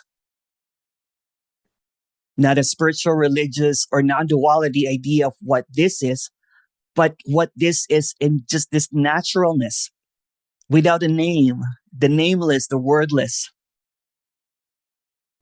Not a source or not even sourcelessness. It's just this. So the me is also that, but there's also no me. So there's just this inexplicable free fall. There's no ground to land on. There's no path to follow, talking about paths. Nothing leads towards the illusion of certainty. It hunts for experiences to gauge its progress. Yet this is yet another fallacy because nothing ever moves. Nothing ever completes for the me. Nothing ever moves. There's only this, just this, and this simplicity and directness. Let me answer that question in just a moment. Sorry. Let me just finish this intro, and I'm going to stop the recording. So it I don't know where I was, but it's just this. It's basically a complete stripping away of that security blanket, that certainty. And sometimes when there's a glimpse that emerges, so to speak, that this is unknowable, that this is wow, cannot really be explained for what it is. The seeming self of the sense of self returns with a vengeance sometimes. I don't know if somebody had a glimpse before that there's this, what is this? And then there's the vengeance of the self that was never there, resisting because it clings to the familiar, the illusion of time. So it can only exist in time, this me, this idea of me, Without time, there are no ideas. Without time, there are no thoughts. There is no time. So this talk is not even happening. But it seems to be going on. It seems to be heard, but it's not really being heard. Because there's no next moment. This is the infinite, eternal, what is that can never be captured as a segment, as a moment, as an idea. Because an idea is a moment, as a thought. So this appearance basically defies every logic, defies every description. It's utterly impersonal. There's nothing that you and I that can think about that can capture what this is. Because this defies any of that grasping. Although it seems to appear in the grasping as well. So it's in everything. It cannot be denied. It cannot be accepted. It's always what is. It's constantly this. So in this impersonalness, no one gains or loses anything because it's already the case. So Emerson never lost his me because there was never a me.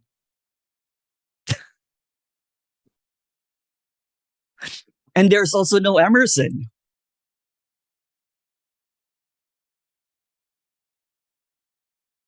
It was a dream, a complete illusion that there was an Emerson with a life. That life had a beginning and an end. This is like the obliteration of time as a tangible reality for someone moving within it. This illusory time seems to unfold within this, but there's no substance to it. It's like when there is a dream that appears at night and there's this sequence of dream, a timeline. Sometimes a dream can appear longer than it seems. But when there's an immediate awakeness to what is seen as a dream, time did not exist. So everything in it, including the me, is just what is appearing as a dream. No one ever has woken from a dream and say that, oh, the me was really strong in that dream. I have to get rid of that me. There was so much contraction in the dream. Oh my goodness. Unless there's one, anything is possible as well. So seemingly time seems to unfold, but there's no time since it's a dream. There's no substance in it. It's simultaneously real and unreal. Real because it's actual, but unreal because it's merely apparent and fleeting, like a dream. Nothing remains fixed as an appearance, yet nothing truly moves because there is no time. Nothing has ever moved. Nothing has ever happened. So the apparent character believing itself to be you and this feeling that is undeniably real, but there's no reality in it. Where is this thing that everyone's looking for? Have you found it? That's why at the introduction, I'm like, what is that? What is a me? It's always in what isn't, always in what's not there. So again, to conclude that long introduction, what is it? It's just what is appearing as what's it isn't. So investing in trying to figure out the me, trying to get rid of it, is just, oh wow, it's unbelievably futile because there's nothing that is going to be gained or lost. Because it's already what is. It's already simply and clear what is that appears as what isn't. If you have any question, I'm going to stop the recording. So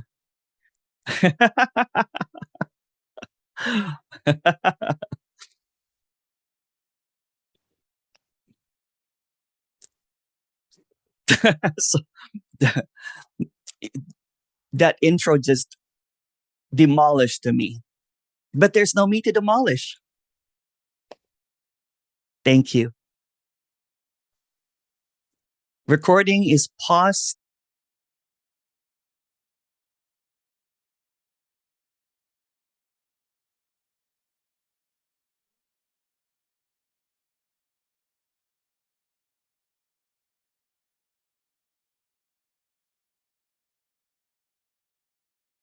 expressed is the inexpressible wholeness, that everything is already as it is.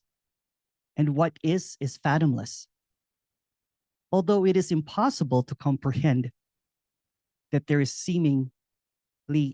nothing that can be comprehended, there's a seeming comprehension that everything is incomprehensible in the absence of it all. In this absence, in this directness, although it cannot be thought about because it's direct, it does not require any kind of processing. Simply what is already as it is. This completeness in everything, the visible and the invisible, the divisible, the indivisible, the seeming play of opposites, but there are really no opposites. There are really no opposites, even if it seemingly appears as oppositeness. Even if everything seems to appear as this or that, there's no this or that. Everything is just simply this. Simply this that cannot be separated, even if it appears as separate. What is being suggested is so deep as to be unmeasurable, but yet also very shallow when attempted to be understood. Unfortunately, ignorant when there is a position taken as a right or a wrong by an apparent me or even a no me. There's no such thing, since both are equally the opposite of what cannot be this or that. Simply this or no this is the unfathomable this. And that is even saying way too much because it cannot really be fully expressed. This unknowableness cannot be claimed by anyone, not even by this speaker. Just like as anarchy does not have a leader, just like freedom does not have an owner, just like peace cannot be claimed as my peace or your peace. It's just peace. It's always peace. It's already peace. When someone is seemingly holding or withholding or gatekeeping this unwavering peace, it's like waging a war with peace because of a claim of an understanding of what peace is and putting someone down, claiming that they don't understand what peace is. Peace is peace no matter what it is. The peace that is being expressed does not have a definition. It is not an understanding or even a misunderstanding. It does not have an opposite. It does not have an opposite. It cannot be broken. It cannot be my peace or their peace. Before there's an assumption that what is being expressed is a teaching or a no teaching of peace, or even an understanding or a misunderstanding, it is just what it is that cannot be said. The word peace is just being used as a placeholder for something that cannot be held or placed. I cannot say what is, because all of this talk is empty, even it appears not to be empty. And what's also listening, although there's no listener, is empty, just like peace. Simply what is cannot be thought, since what is not a thought. It is unthinkable. Peace is unthinkable. To express that it is already the case does not come from a place of figuring out or not figuring out. It's just this extreme sincerity, it's just sincerity here, that there's nothing that is hidden and there's just this peace. Unfathomable, immeasurable, incomprehensible peace. There's no guru, there's no teacher, no speaker that can teach you this peace. Because what is unthinkable and unteachable is this peace that is beyond understanding. This peace already, this unfathomable, unfigureoutable, undisputable, undeniable peace that is beyond understanding and does not require understanding. Because how can you teach peace? Peace. Again, there's no gatekeeping, There's no gatekeeping of a secret. And when everything is already out in the open, the it is it. The it is already it. Even not it is also it. But no one has got it. No one gets this. The unknowable cannot know the unknowable because there's no need. There's already not two, even if it seems there is another. There's already no one, even if there is a felt sense that there still is someone. Who cares? No one can get this wrong just equally as no one has got this right. Since right or wrong are just words, empty words, words that does not have any meaning. Oh, just a second. I'm going to answer that question in a moment. Sorry. So seeking seemingly is a war with words, with thoughts, when simply there's only peace, unknowable, unfathomable, undeniable peace. Just like that song, War is Over. So war is over. If you have any questions, please go ahead.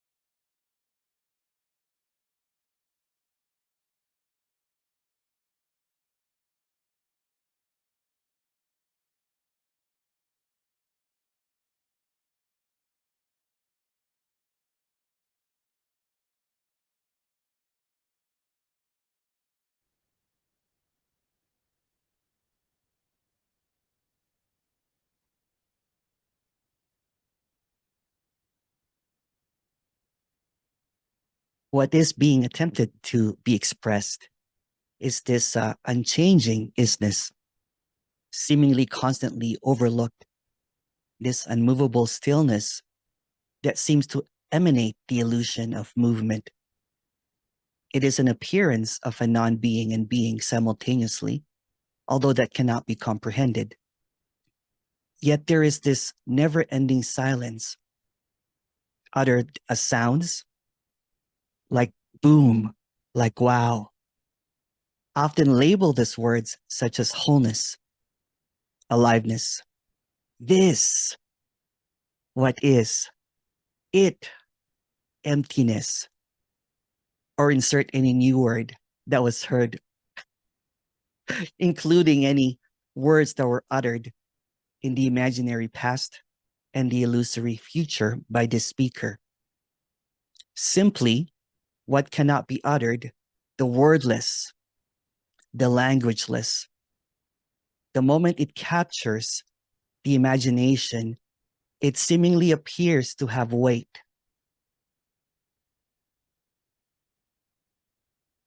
Words that are empty seemingly have meaning, and instantly with an opposite.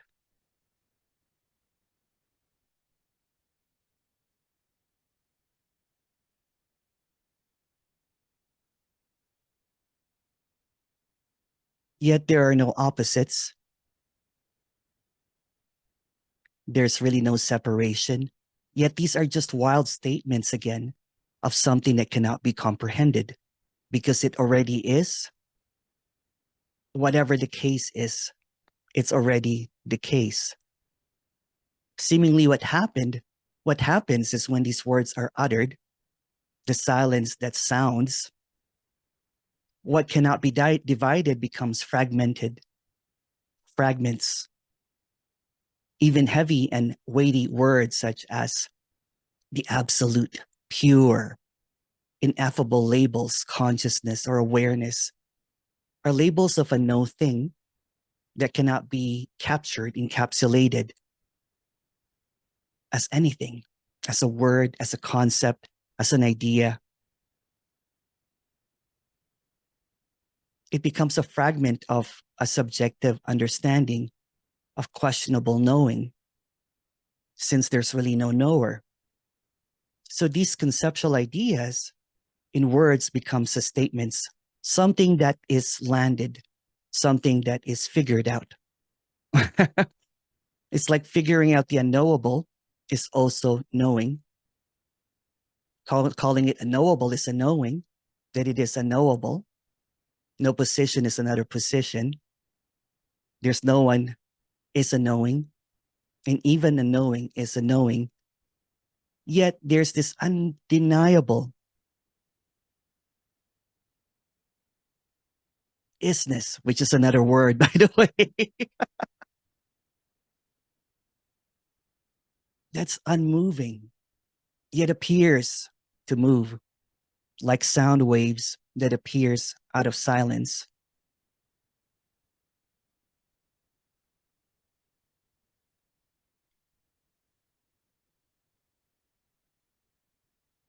This silence is often longed for, the silence of knowing, the silence of chatter, the silence of suffering, the silence of everything that seems to be contradictory. Yet the silence is in everything. But the silence, which is another word, becomes a statement, becomes a definition. And often when these words are becoming truths, absolutes, then it becomes segregation. One camp will say it's everything. On the opposite side, it will say it's really nothing. Or even when it says that there is God, there is no God. It's all coming from knowing. Compromising and compromising. One might position that there's no right or wrong, but this is the right one. One might position that there are no others, but some others are wrong. So what's being expressed here is this openness of these words as truly empty and meaningless. Like the snow that is falling slowly. When it lands on the ground, when it's warm, it disappears.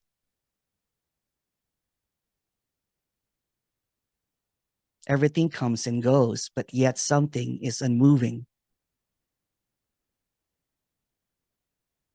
And what this unmovingness is often wants to be captured, wants to be expressed, wants to be known.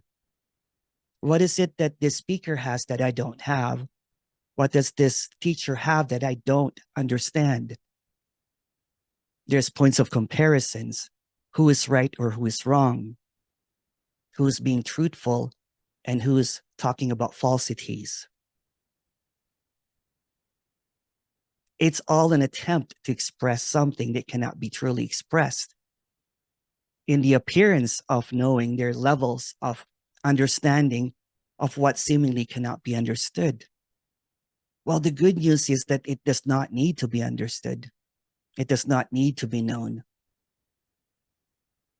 Because it already is. It already is.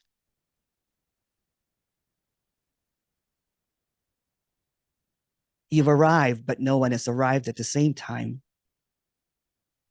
You're here, but not here at the same time. Although these statements can emanate, can create this idea that someone has arrived at something that is known. There's this ordinariness that seems to be in everything. The simplicity without any separation.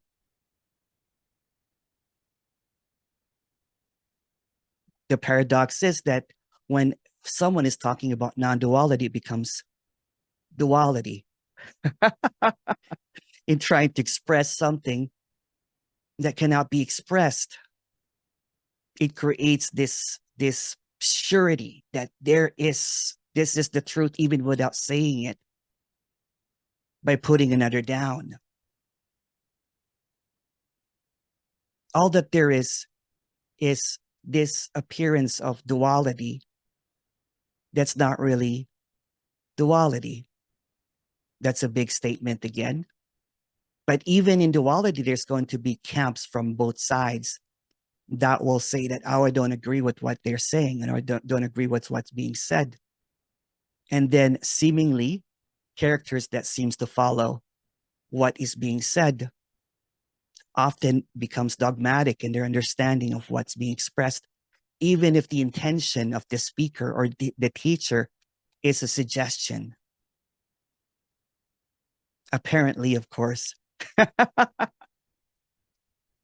So this isness that cannot be captured as words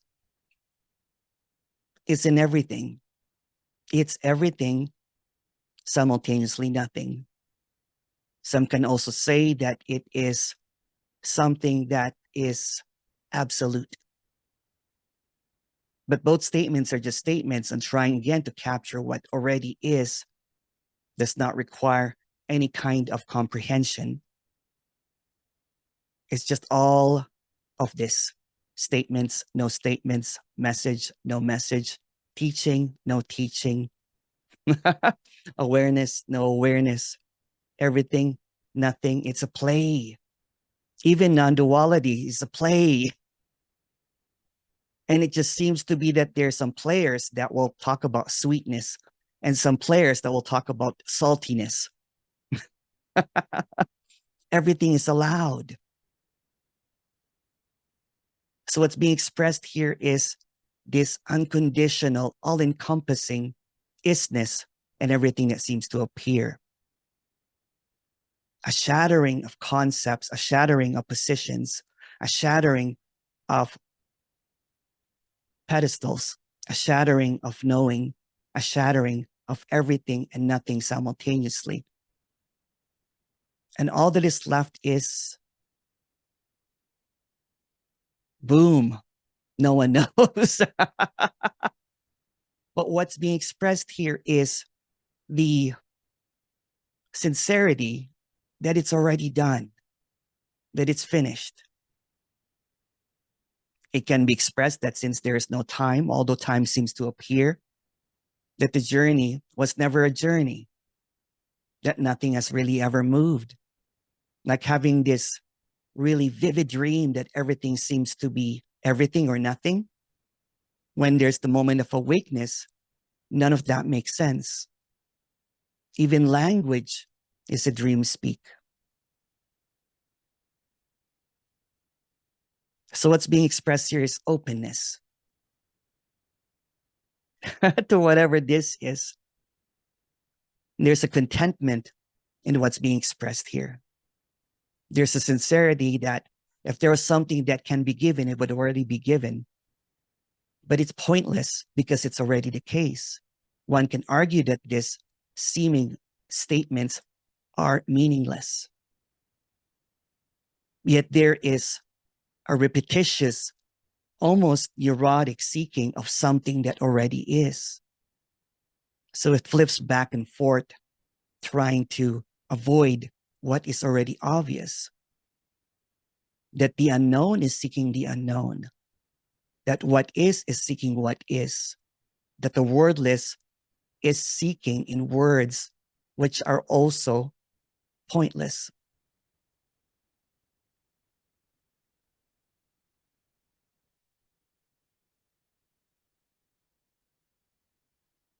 Even in this pointlessness of speaking about something that already is undeniably this. And that's another word. What is this again? So it tries to swim back and forth in something that is already, it's already, despite of the words misheard, misunderstood, or comprehended, or understood, or grasped, or ungrasped, it already is.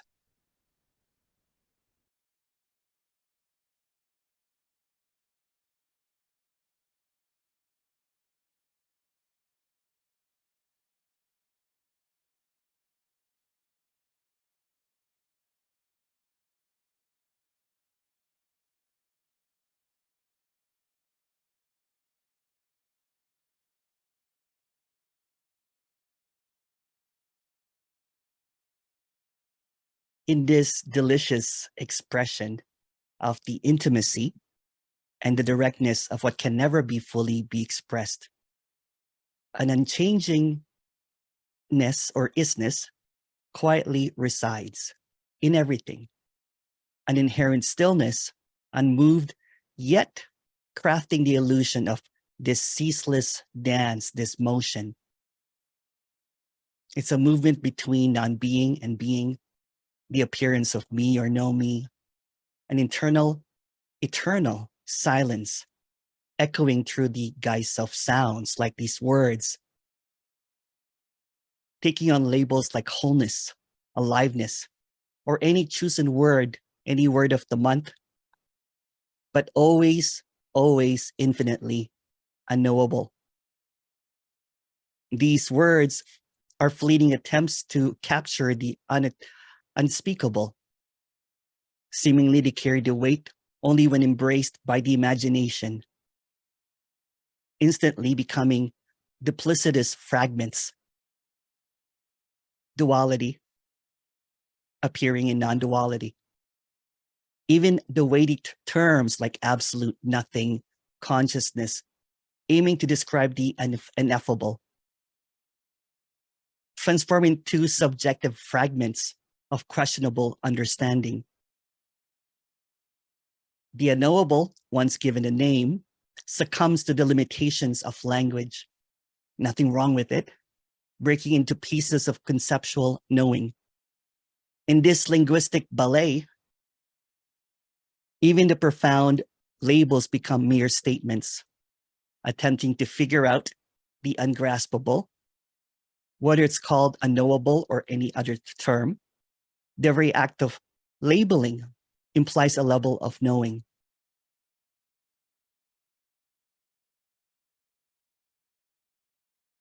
There's a ecstasy in the void of unknowing. Yet even unknowing, seemingly there's a knowing. The dance continues as a play of words, waltzing, macaranaing, fragmenting the unbroken, yet still capturing the essence of the ineffable. It can't be spoken, yet it appears in words. So all that everyone really has anything to say is just a thought about what cannot be talked about. What is not a thought, but it seemingly appears as a thought. In this realm of appearance, this unchanging isness, this beautiful, unmovable stillness, there seems to be an idea of what this aliveness is. In this seemingly wakefulness, in this seemingly trying to figure out something that needs to be figured out. But what needs to be figured out just appears in thoughts. It's just in the realm of thoughts.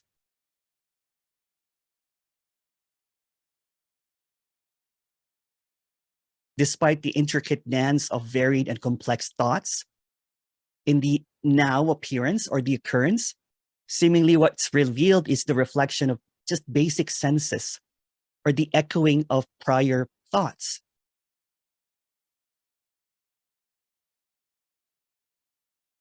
So in the realm of what is, where thoughts seem to weave this tapestry of appearances, a question unfolds: what is a thought without a thought? What is a thoughtless thought? And what is the essence that does it hold? What is it all about? Why is there so much seeking in thoughts? And why are there so many talking about thoughts about what is that cannot be thought about? Is it just a constant companion in this appearance of the illusion of time? It seems only fitting to unravel the secrets of a thought. Is there a secret of a thought? Is it just another thought? Consider this. Thoughts are just appearances possessing the power to birth this grandiose appearances, invention, refinement, science of our world. Yet in the quiet hours of the night, it keeps someone up. What am I missing? How come I can never get this? When is it going to happen to me? When is it going to drop? When am I going to see this? Am I not good enough? Am I not worth it? These reflections seemingly are just the faculty of a thought. A thought is just a thought that is maintained by a thought to keep up a thought. Again, despite all of these intricate dances, pirouetting, swirling, happening, coming in and out, complex thoughts, simple thoughts, in this appearance, basically what's being revealed as is just basically a reflection of another thought, or just basically the basic senses. It can appear as, one of the five senses of sensations and feelings, and there's a thought about it.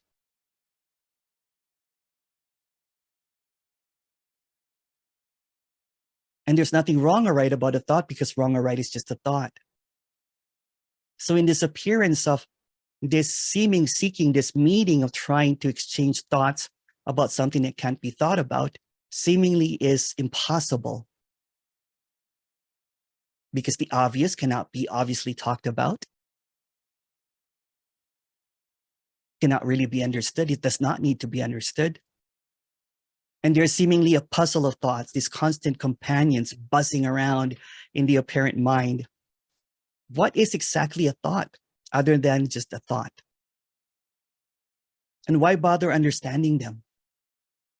Why bother seeking through them? Sure, we can label thoughts as something kind of like a brain power appearing, sparking innovations and thinking and processes and all of this stuff that seems to happen. Or in a scientific way, it's just basically an outcome of neurotransmitters playing tag in our brain networks, seemingly appearing as this or that, not this or this. But let's keep it straightforward. A thought is just a thought. There's nothing wrong or right about it, since it's just a thought. And seemingly everything that appears in this duality is just expressed as a thought. Sensations, feelings expressed as a thought, or a thought maintains a thought. And it just keeps on going into this major debates about thoughts. These thoughts right, these thoughts wrong. And there seems to be this colossal appearances of thought fighting thoughts. So in this directness, in this obviousness, in this miraculous appearance of what isness, seemingly all of these words are coming and going. But what's behind the thought? What is speaking without a thought? What are you looking at without a thought? What is a thought without a thought? And it's just really simple. Sometimes it goes into dogmatic arguments about what is right or what is wrong, what is this and not this. And it just seemingly goes on forever. What if all thoughts are just irrelevant appearances of what is? What if thought is just an appearance? Just an appearance. Simply just appearing as what is. Not conceptualizing it, not trying to figure it out, not trying to go to the root of it. If you look at a thought, it's just a series of words that seems to appear out of nowhere. It's just a booming in and out of something that does not have any existence. An appearing that goes in and out into seeming ideas of what cannot be put into an idea. So trying to maintain thought is the seeking of thoughts. And it tries to avoid what is being overlooked constantly over and over again. The deliciousness, directness of this that cannot be said in words. The overwhelming clarity that does not need any words. This awakeness, aliveness that cannot be thought about. Yet it's constantly overlooked because there's a fog of thoughts that seem to come and go and trying to say, well, this is not it. What is he talking about?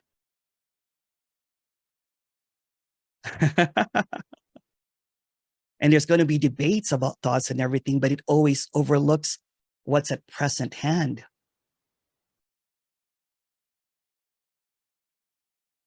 this razor sharp, indescribable love that cuts through all the words and the thoughts into clarity, into reason, into logic. The emptiness of these words that are just appearing. And then when someone's looking for a truth, it's just another thought. It becomes the subjective experience of something that's not really an experience. It tries to attach into the past or the future. My past thought about my glimpse, my future attempt at the permanence of that glimpse is just a thought. And it overlooks the thoughtless thought. It overlooks this radical appearance that does not have a two. This overwhelming freedom that cannot be captured in words. It's just appearing simply as what is. And this what is cannot be thought about. The framework of a character for the individual is just a concept, a whole bunch of thoughts bundled in together to create this identity. When all of that mist goes at night, then there's no thought about who you are. Without a thought, there's no you. Without a thought, there's no time. Without a thought, I can't even say it. It's just the absence. But it's not about letting go of thoughts, because that's just another thought. It's not about diminishing them, because it's just another thought. It's not about quieting. It's not about silencing. So a thought playing a thought just maintains that there's a thought that needs to be maintained or eradicated.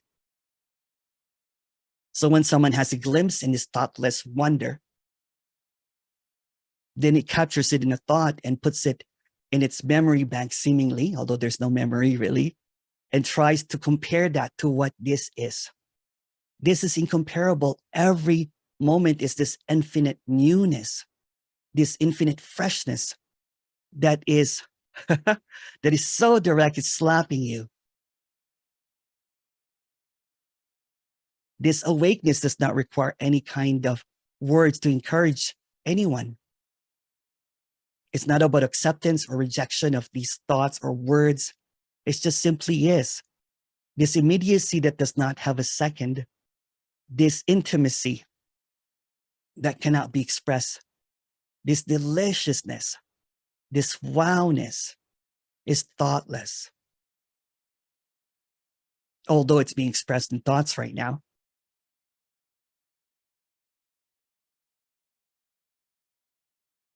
There's this silence in the thought.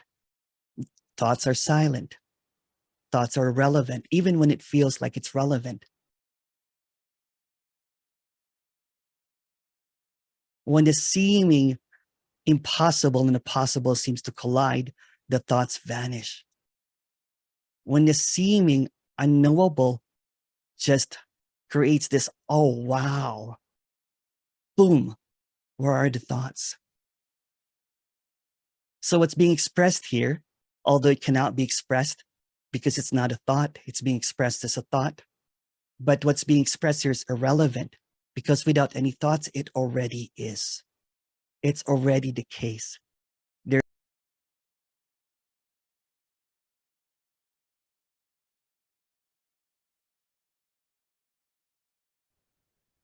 So what seems to be appearing is this seeming unfolding within these empty words, the narrative that transcends the mere journey of becoming or that intricate dance of eluding existence.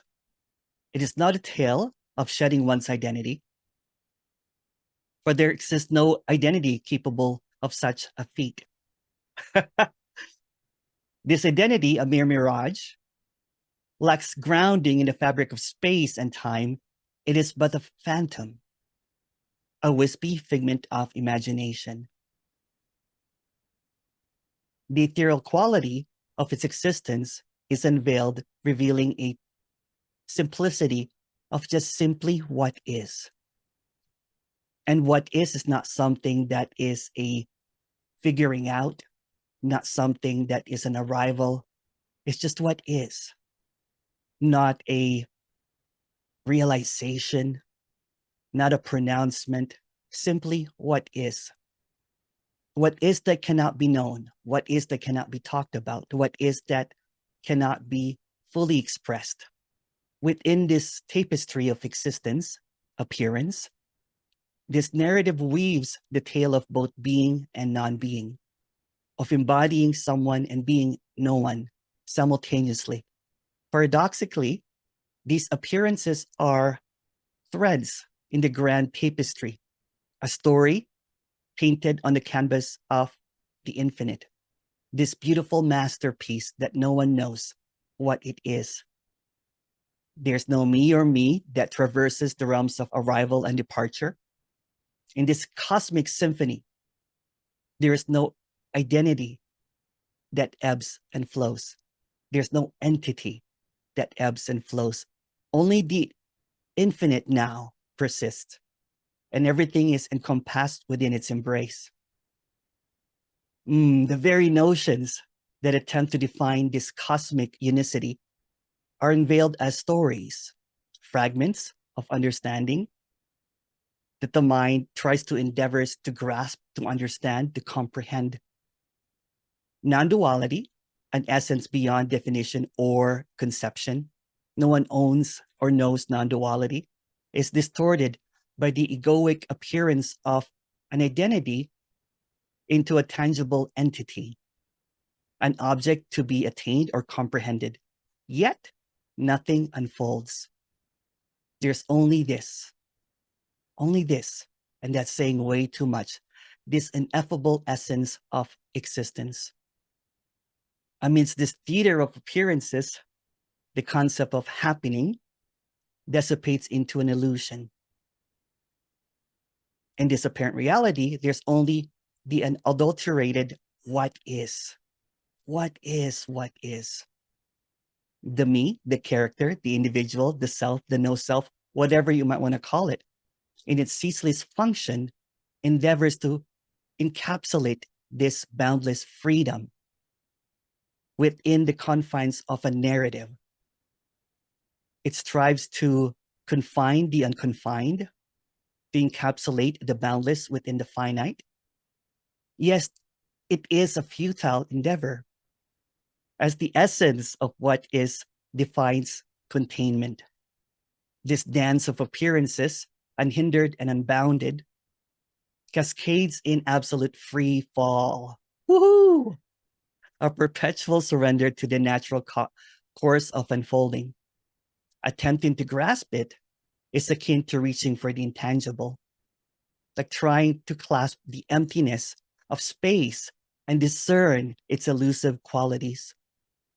It is a simplicity so profound that the very act of comprehension becomes an intricate tapestry of complexity. In this grand theater of seeking for the self or no self, for the true nature, whatever you might want to call it, there lies a belief so potent that it seems to orchestrate the character's very essence and colors the perception of this apparent life. This belief, basically an unsung maestro, kind of like conducting seemingly what is not, shapes the capacity to learn, to grow, to navigate the twists of existence.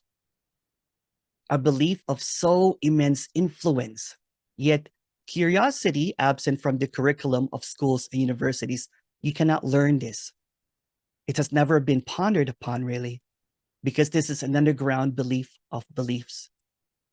So this belief is all made up. This belief of beliefs is all a construct. This belief of something to happen, something that will drop away, something that will deconstruct, is just an appearance. It's a belief of a belief made up of thoughts that are just made up, thoughts that are made up of words that are just completely made up. So the belief that goes underground, believes in what is seemingly incomprehensible. It believes that it can grasp it. It believes that it can attain it. It believes that it can somehow figure it out. But this belief of beliefs is just a phantom fantasy trying to explore something that is already.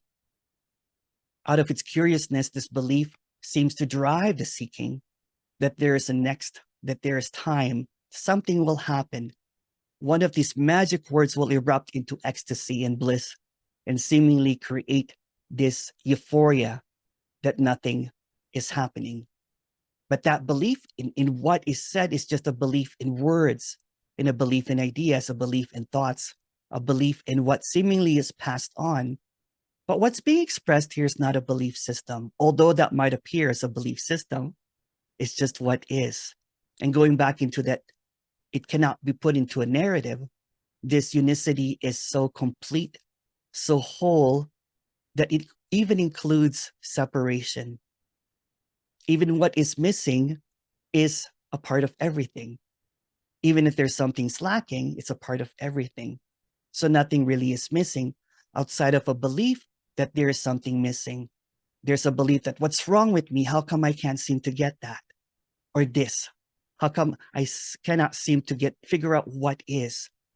So this belief that is woven into the fabric of seemingly our conditioning and experiences creates this narrative that there's something next, that there's something that needs to happen, something that needs to be recognized, something that can be scrutinized, and basically something that is just a belief. So what is being expressed here in the directness, in the obviousness, in the simplicity, well, all words basically seem to come and go, that these words are not to be believed or not believed because it just goes into phantom, a belief of beliefs, so to speak, of something that does not need any belief system. Unbelievable, because what seems to appear is so direct and so immediate, it's naked. It appears in everything. It appears in this talk, but yet it cannot be fragmented into a belief. It cannot be held onto as a thought. The twist is that when seemingly all of the beliefs seem to not matter anymore, seemingly when all of the words seem to come, rise and fall like ashes, when all of the thoughts come and go like clouds, there's this clarity that is beyond description. There's this clarity that cannot be expressed in words. The clarity is not an idea or a concept, although it will seem like it while being talked about. The clarity that is unspeakable, that does not require any belief, that does not require an individual or an idea of an entity or a source or anything that creates a fragmentation. Because if it's noticed, the moment that there's a belief, then it fractures something that is innocent and wild. It becomes something personal. But the belief is so underground that sometimes it eludes the appearance that it's my belief. It's just a belief system. Though all of these talk does not really matter, it's completely irrelevant to what's being spoken about because it's so direct that it does not need to be talked about. There is this isness in everything.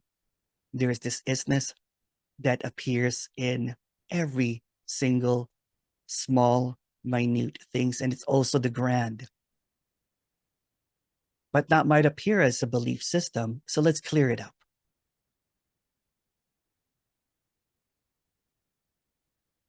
It does not need clearing up because it's so clear without words. It does not need a belief because it's so clear without belief. It does not need any thoughts because it's already clear without any thoughts. The silence is so loud that even the word seems to come and go, but the silence is always overlooked because there's a belief that it needs to be figured out. It needs to be heard. It needs to be experienced. But again, see, that's just another belief. So what's being expressed here is the grand emptiness of everything. Even the belief is empty.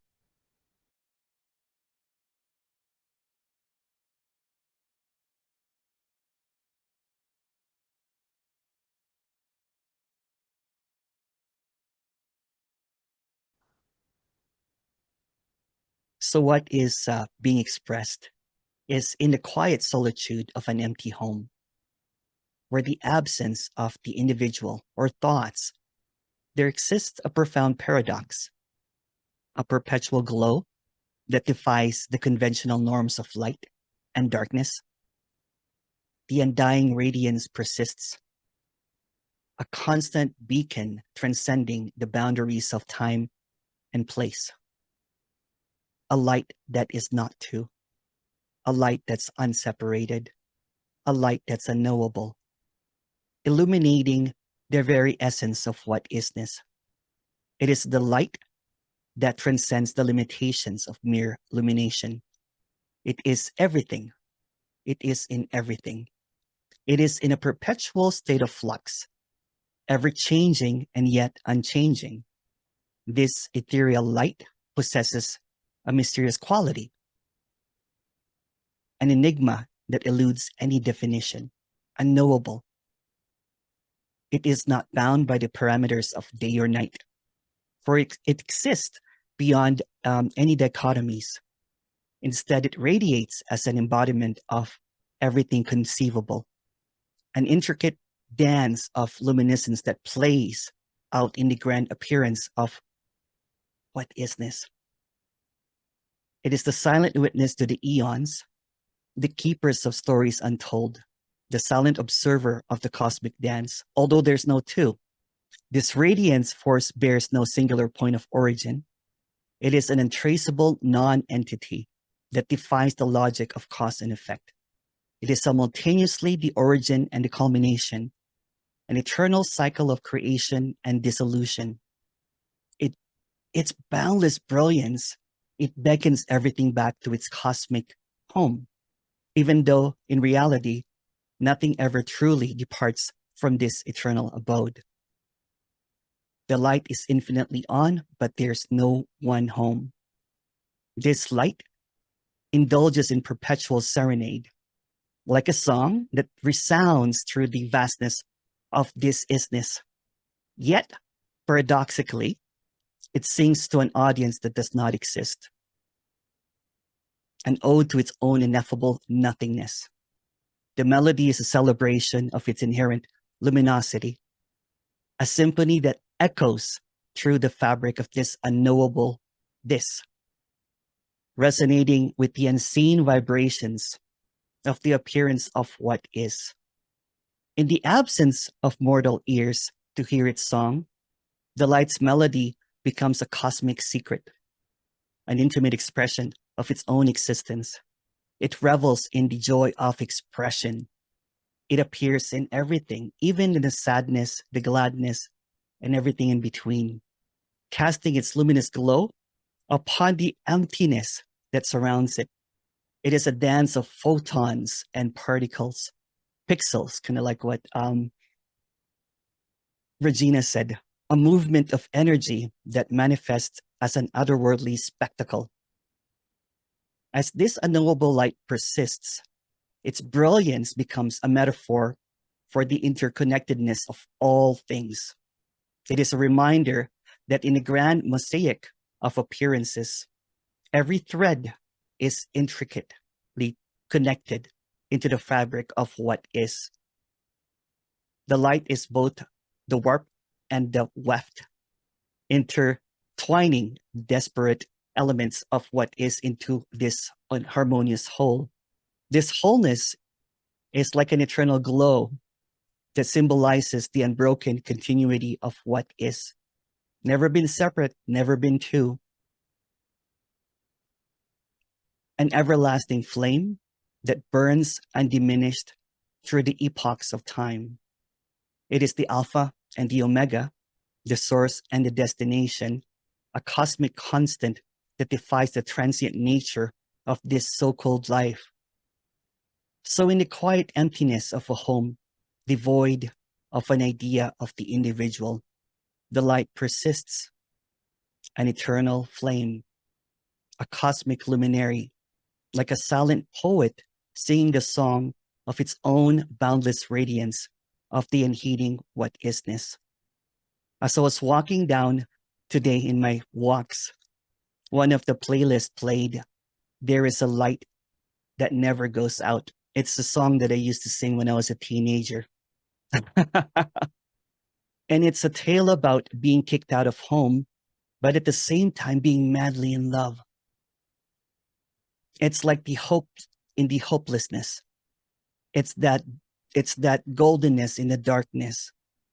It's that appearance of something that cannot be gotten, but it's everywhere. The light is everywhere. Not a light as a vision, not a light as a perception, but a light amidst all of the darkness, amidst all of the struggles, amidst all of the seeking that seems to appear. Seemingly, when this is being communicated, there is a feeling of futility. It is true that there's nothing to get, that there's nothing that can be held. But even in that appearance of thought, appearance of futility, there is a lightness that appears in everything, not as a concept, not as an idea, but something that cannot be separated. The light is just another word because we cannot really speak about this. It can also be called the silence or whatever. But this is just a play of words and something that cannot be known because it's already light. It's already this. It cannot be separated whatsoever. And what seems to appear as just this paradoxes, this appearance of confusion, of something that is just being expressed as a poem of something that already is. The light is already everything. It's already the case. There's nothing to acquire. There's nothing to get because there's a light in even the darkest shadow. And there's this light even in the darkest void, even in the abyss. There is this seeming appearance of lightness and darkness at play. And they're not opposite. The inside and the outside, this or not this, it's a play. And this play of opposites and the play of polarity, there's a clarity that is beyond words of this eternal song, not sung by anything, not sung for anyone, that is light, that is infinitely always this, that there's nothing to get, there's nothing to figure out, because there's light in everything already. Again, the light is infinitely on, but there's no one home. It's like this home that I always talk about, not a house that is a structure, not as a house that has pillars and walls and windows. Everything is open. There's this wide openness in everything. Everything is allowed to come in, the good, the bad, the ugly, the transcendent, the profound, the banal, the various experiences of suffering. I'm trying to figure out on how to get home. The light is a lighthouse. It's always on. No need to figure it out. No need to find it. No need to even feel at home. In the midst of struggles of everything, there's always this peace with whatever seems to appear because the light's always on. It can never be turned off. There's a light that never goes out. There's no switch to it. It cannot be snuffed out because it always is. And what's being expressed here over and over again is that sameness, that lightness, that peacefulness. Again, these are words that might seem to induce hope and feeling of light and everything, but it's the light in even the most darkest and difficult situations. The past week, I've been hacked over and over again, as if something is trying to, it's been difficult, but it's also it. So this is not just all kind of like love and light, kind of like talk and everything. What's being expressed here is even in that dark, even in that struggle, even in that kind of like, oh, what am I doing this for? There's also light. There's this passion. There's this love on sharing something that cannot be shared, in speaking the ineffable. And that's what's being expressed here, is that directness and this openness and the absence of words and thoughts and concepts and any ideas about non-duality. It already is. So no matter what seems to appear, the difficult, the good, anything that seems to appear is it.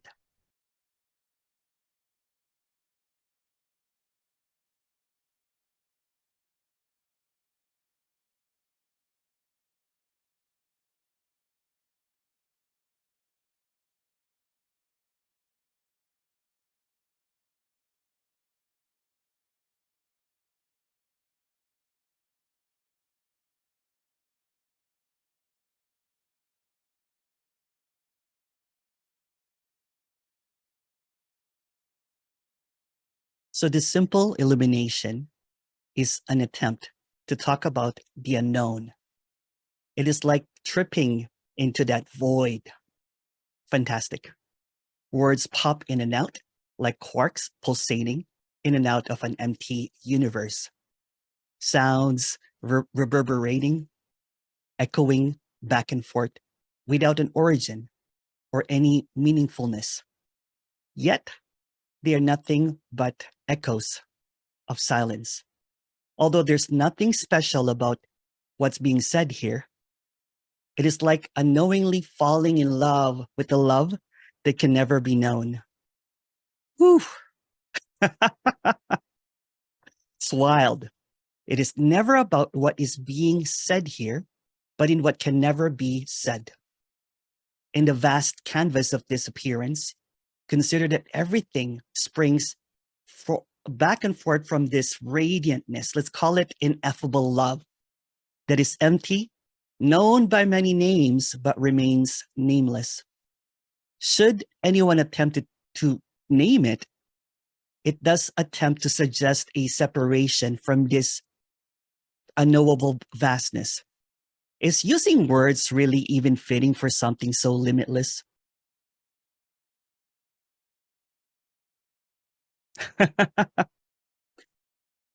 It can't really be said. It really, really can't be said.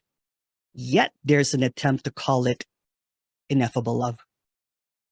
Ineffable love blends with everything that seems to be perceived, making it inseparable from the sights, from the sounds, the sensations, the feelings, the emotions, the sadness, the gladness, the wowness, the everythingness. It is everything. It's not just an observer. It's part of everything that comes into being. Yet there's no subject or object. So there's really no observer. This ineffable love harmonizes with every sound, feelings, and thoughts. It's like a beautiful symphony for no one. It is in everything and everything and everything, including you, although there's no you. You being a non-being, in essence, shares the same essence as everything that is encountered. So it's like a beautiful fusion of the observer and the observed. Again, yet there is no subject or object. Let me answer that question in a moment, right? So this ineffable love is unknown. It will sweep you off your feet. It will leave you speechless, yet you will never see it coming. But this love has nothing to do with you. This love is all over your face. It is in the glimmer of your eyes. It is in the blood that flows, that rushes when you flush of your cheeks. It is in that kind of hush of falling in love. It's a song. It's kind of hush all over the world, that Carpenter song. And there is nothing that you can do about it. This love is totally blind. It is deaf and mute. It has nothing to do with feelings, yet it's in every size of disappointment or frustration. It's in every highs or goodbyes and everything in between, from the infatuation to the heartbreak. It is in the hopelessness of longing. It's in the wild loop of desires. Everyone in the story looks for it. This ineffable love can never be found. Sometimes people think that they have found it, only to lose it devastatingly. This love has been called 1,000 names. It has a million interpretations, infinite wild imaginings. Some call it unconditional love. I prefer not to call it that because it's been overused. This love has no language. It is infinitely silent, yet it can't be turned out of its wildness. It's wild, it's wild, it's wild. And yet it will always be unnameable, even if you try to call it by its name. This love is perpetually empty. It is a light that never goes out or flickers. It has no center or source, no boundaries or location. It is not an entity, not higher or lower, no beginning or end. This love is beyond time and comprehension, yet it can never leave. It can never leave.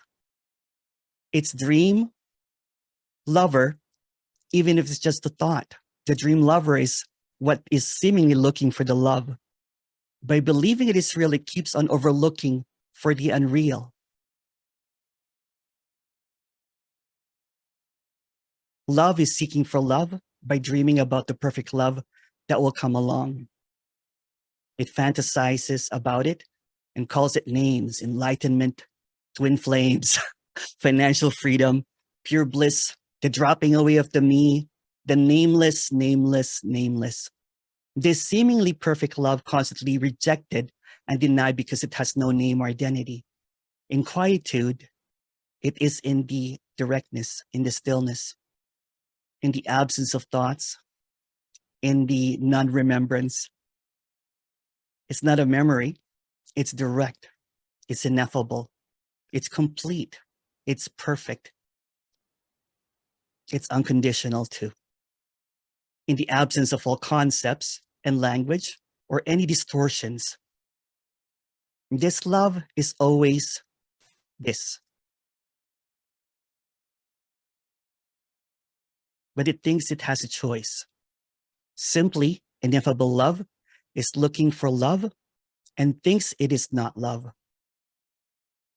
This love is always present. It's always a present. It's always a gift. But it seemingly keeps on getting rejected, overlooked over and over again. It's like looking for love, but not seeing love as it is. Okay, that's it. I don't usually talk about unconditional love because there is just a concept about it now, right? It becomes this idea of, mother's love, a love that has no boundaries, or kind of like romantic love that is willing to do. It becomes personalized. So I like to call it ineffable love. And there's really not even, it cannot even be called that because it is just what it is.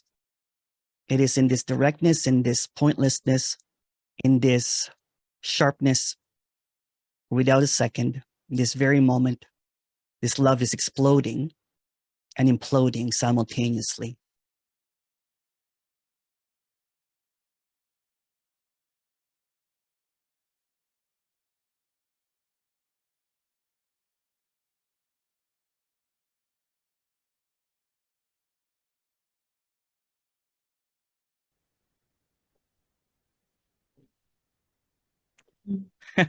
Someone, okay, I'll just answer this question.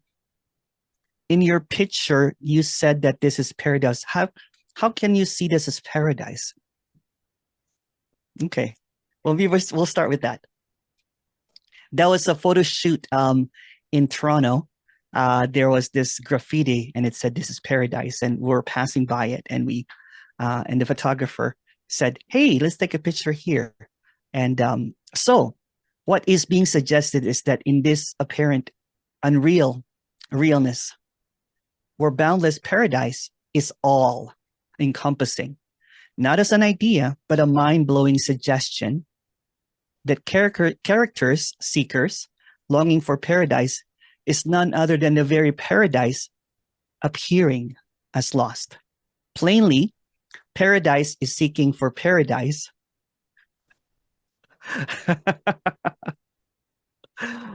So paradise, seemingly deluded as an individual, thinking in delusions, looking for itself, thinking in concepts or geography or time.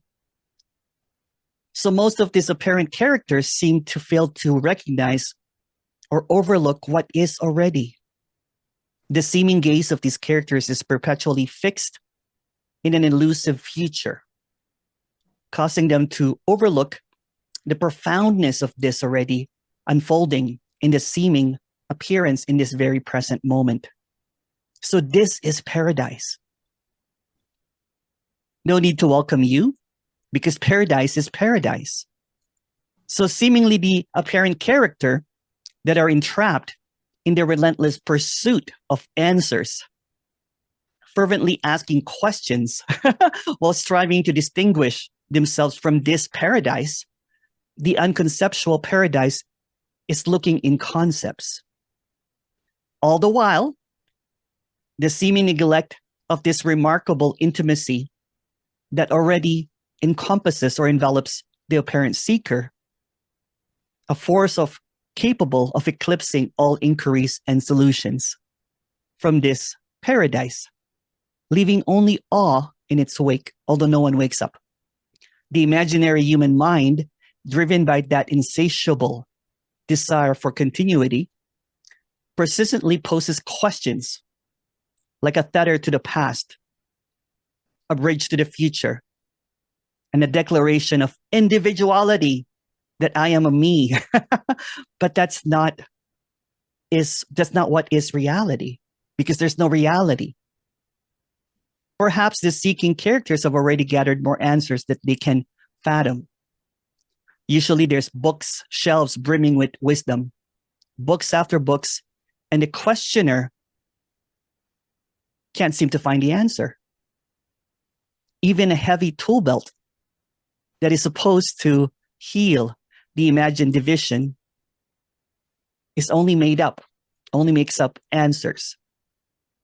Yet these answers remain elusive as the made-up mind refuses to embrace them as ultimate truths. There's no ultimate, there's no truth. It's subjective. For to do so would mean the instant dissolution of both questions and answers. Questions and answers are the two sides of a coin, forever intertwined. It's meaningless. Who then is the questioner but a tapestry of conditioning and assumptions in an imaginary time? A bunch of ideas, a framework maintained by thoughts. The one who poses the question and awaits the response is in essence constructed from the very answers they've amassed. The release, seemingly, or the freedom from this accumulated knowledge is the relinquishing of questions and answers. Equates to letting go of one's identity, because there's no identity aside from an idea of an identity. And the identity seems to be questioned, but overlooking that what's questioning it is not an identity. There's not even a questioner, so to speak. Thus, the relentless quest endures this unwavering determination, this seemingly neurotic seeking for what already is, and declares one day, one day it will happen. One day liberation will be achieved. One day freedom will be found. One day freedom will be seen. One day paradise will be found.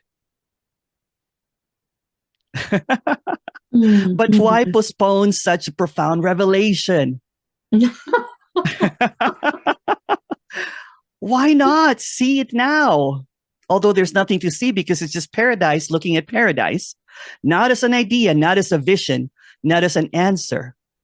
What answers can await discovery? How long will the quest for the boundless paradise persist?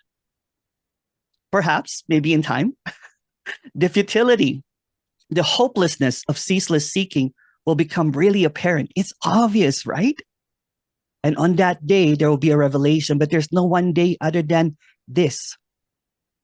And the laughter will erupt, like Carol, as the absurdity, it's so absurd, of the intricate knots, seemingly kind of like, this entanglement, this web of lies become apparent. That paradise is not for someone because there's no one in paradise, but seemingly when there is a longing for paradise, it ceases to project or to construct an idea that one day it will find paradise. One day there will be a revelation. One day there will be an aha moment. Then the laughter will erupt. But it doesn't have to be one day. It doesn't have to be an aha moment because there are really no moments. It's already seen, but not by you. It's already seen.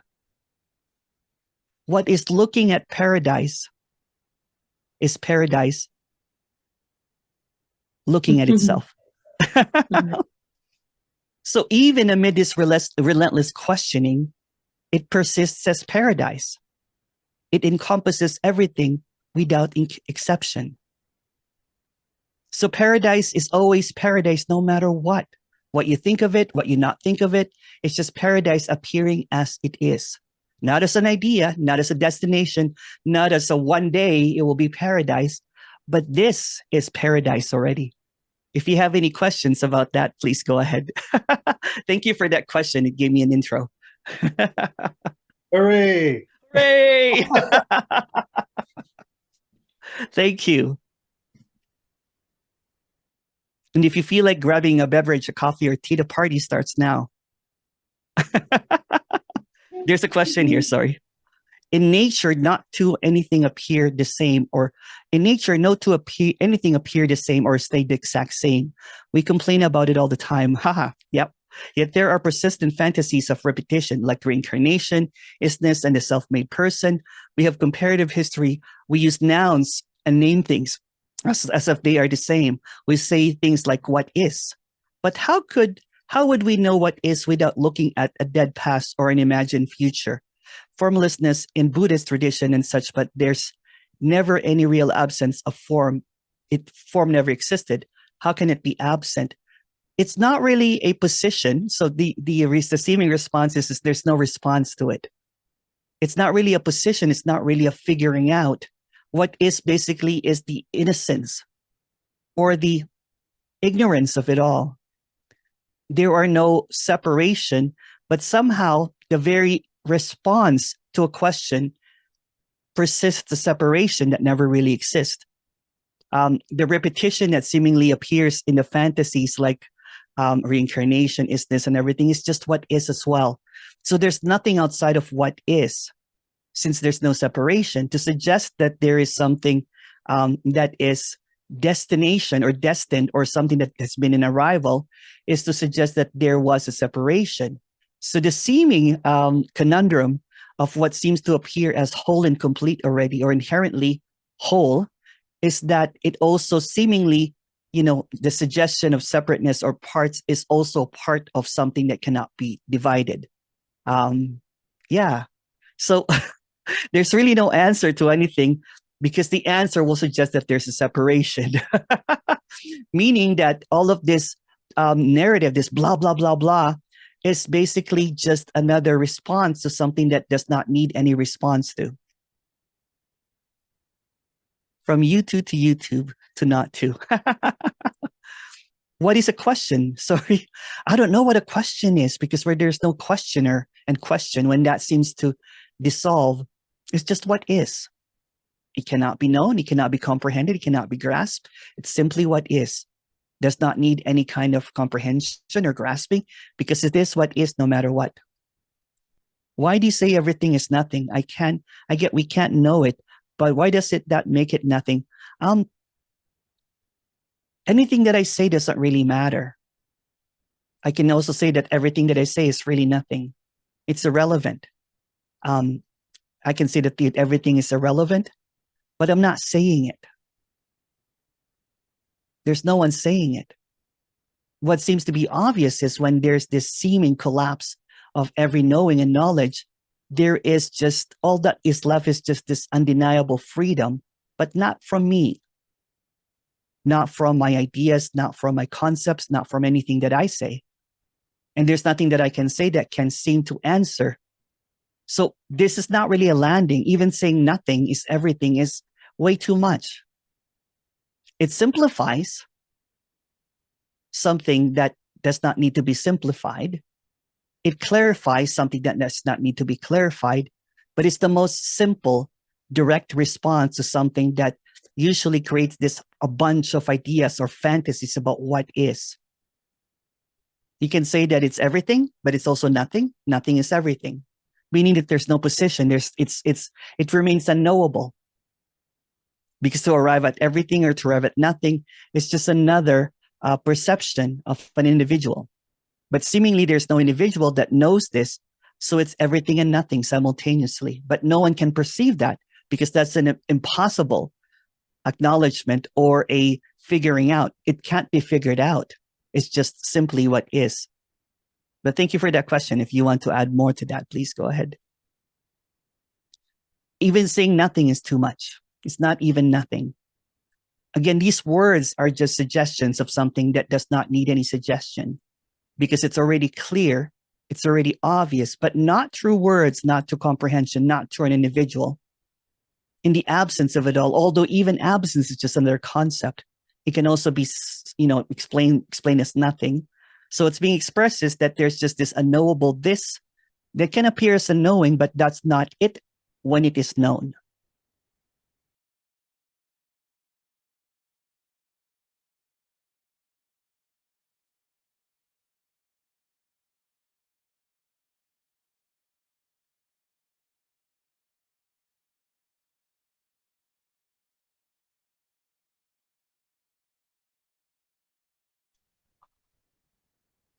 There it is.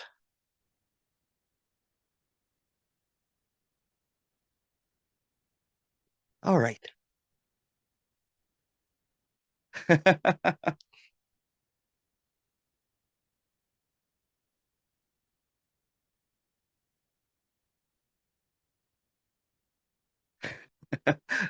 I get requests already. What's being expressed here is what is what is undeniably so. Indubitably, what is already. I like that word, indubitably. So no matter what it always is what is. It could be laughter, what ising, crying, what ising, talking, what ising, but there's nothing separate from what is. It's always what is, no matter what it is. In this apparent vast appearance of this existence, although there's no one in existence, there's only the enigma of what is. An inexplicable essence that eludes recognition. Again, what's going to be expressed here, all the words does not matter. It will not capture what is, but it's also what is, this silly attempt to express this inexpressible what is what is-ing. It's a dance of contradictions or seemingly opposites coalesce in harmonious illusion. This what is-ness, what is-ing. Seemingly a leap in perception may occur, offering a glimpse of an innate clarity that everything is already what is, no matter what it is. It's just a play of words, a play of seeming illusory meanings on trying to capture what cannot be captured because it's already what is. It does not require any recognition or even a perception of what is ising.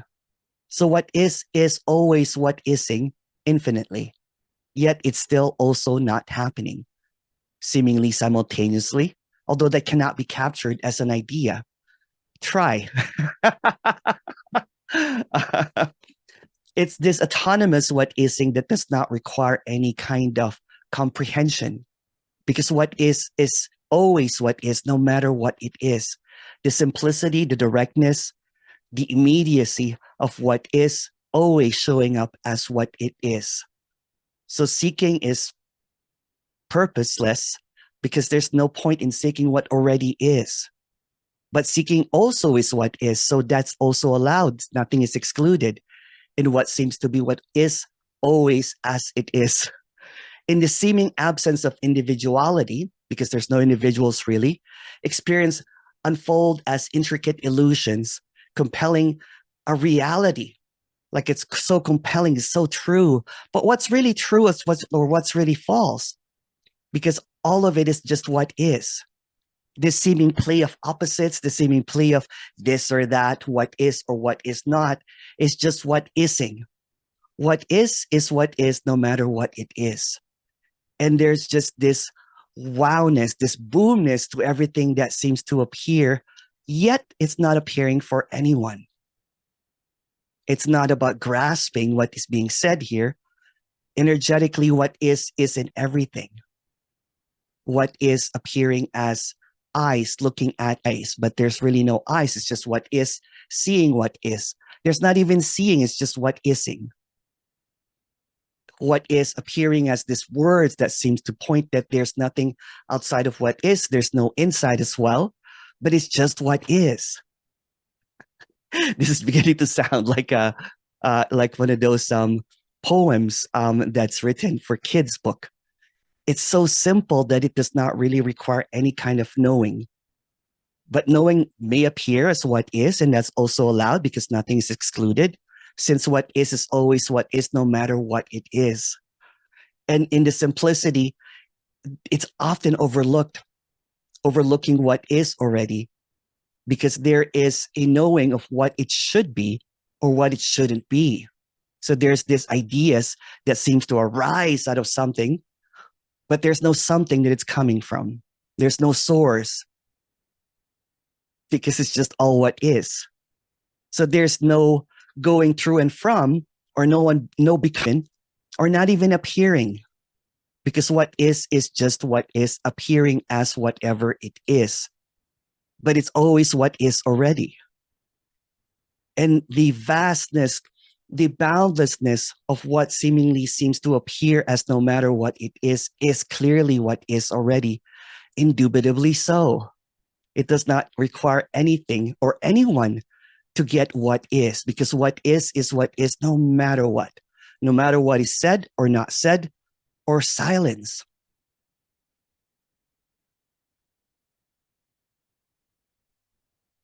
Yes, yet this silent what is can appear as this bombastic sound or this deafening silence that seems to trample everything that is thought of. It can appear as thoughts as well. It's just always what is listening, what is talking, what is whatever, but no one knows what this is. No one holds the key to what is. No one can gatekeep what is. No one can know what is.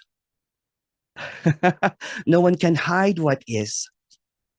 No one can grab what is, because it's already what is.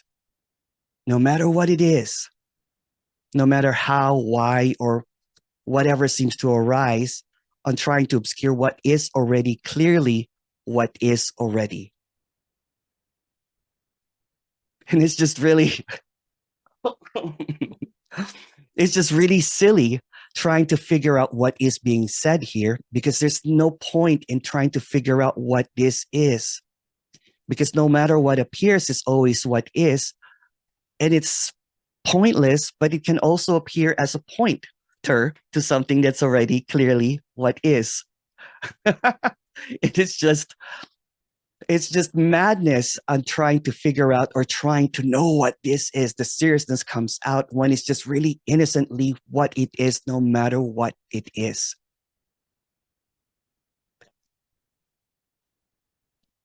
And that's it. Basically, it's already what is. If you have any questions about what is, please go ahead. Someone suggested earlier, can you do do the introduction really, really simple? And I think that's as simple as it is.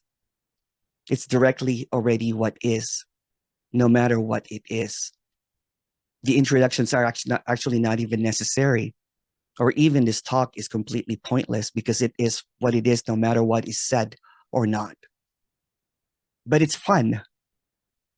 This passionate explosion of what is when it's already what is. If you have any questions, you can raise your hand or not. That's completely all right.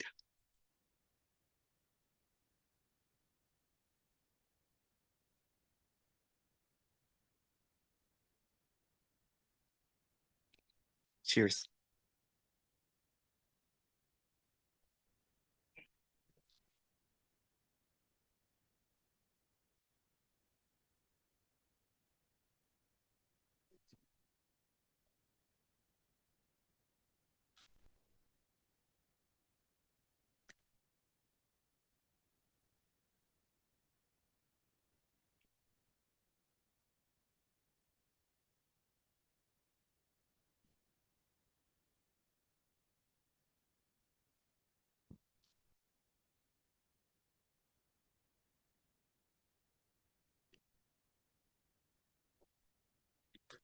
Question, are questions really unnecessary since everything is already what is?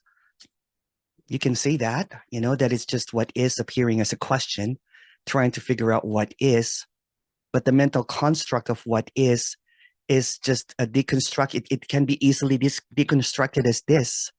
There's really no one asking the question. There's really no one answering the question. It's just all what is. It's just this elaborate play that seems to appear as duality, that appears as you and I, appears as a speaker here, but the speaker is completely irrelevant, even in this discussion. Because clearly what it is already what is, no matter what is said or not said.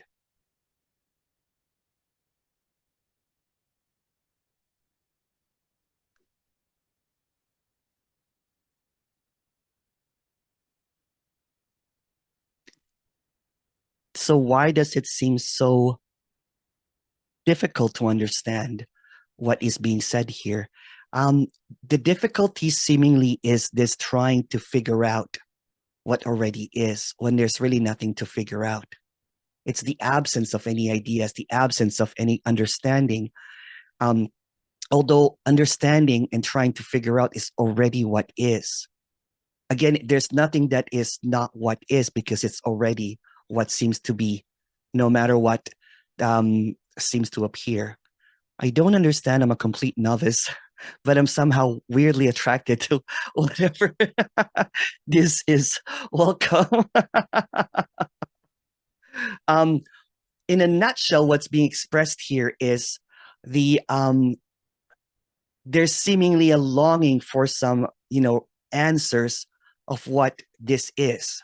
And what this is does not have any answers because it already is what it is. If you're brand new to non-duality, non-duality basically is just the expression that simply there's no two. So when there's no two, there's no separate individuals, there's no seeker, there's no speaker, there's no others, there's no time, there is no reality because it's already what is. There's no one to awaken. There's no one to enlighten because everything is already what is. Again, these words that seems to appear is a talkative what is, although nothing can be said about what already is.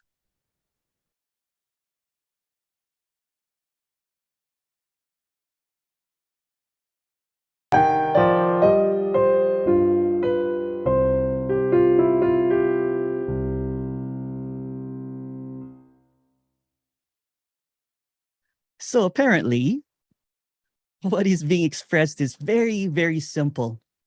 This is simply unthinkable.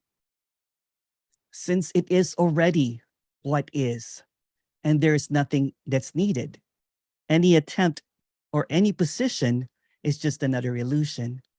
An illusory idea will only create more illusory ideas.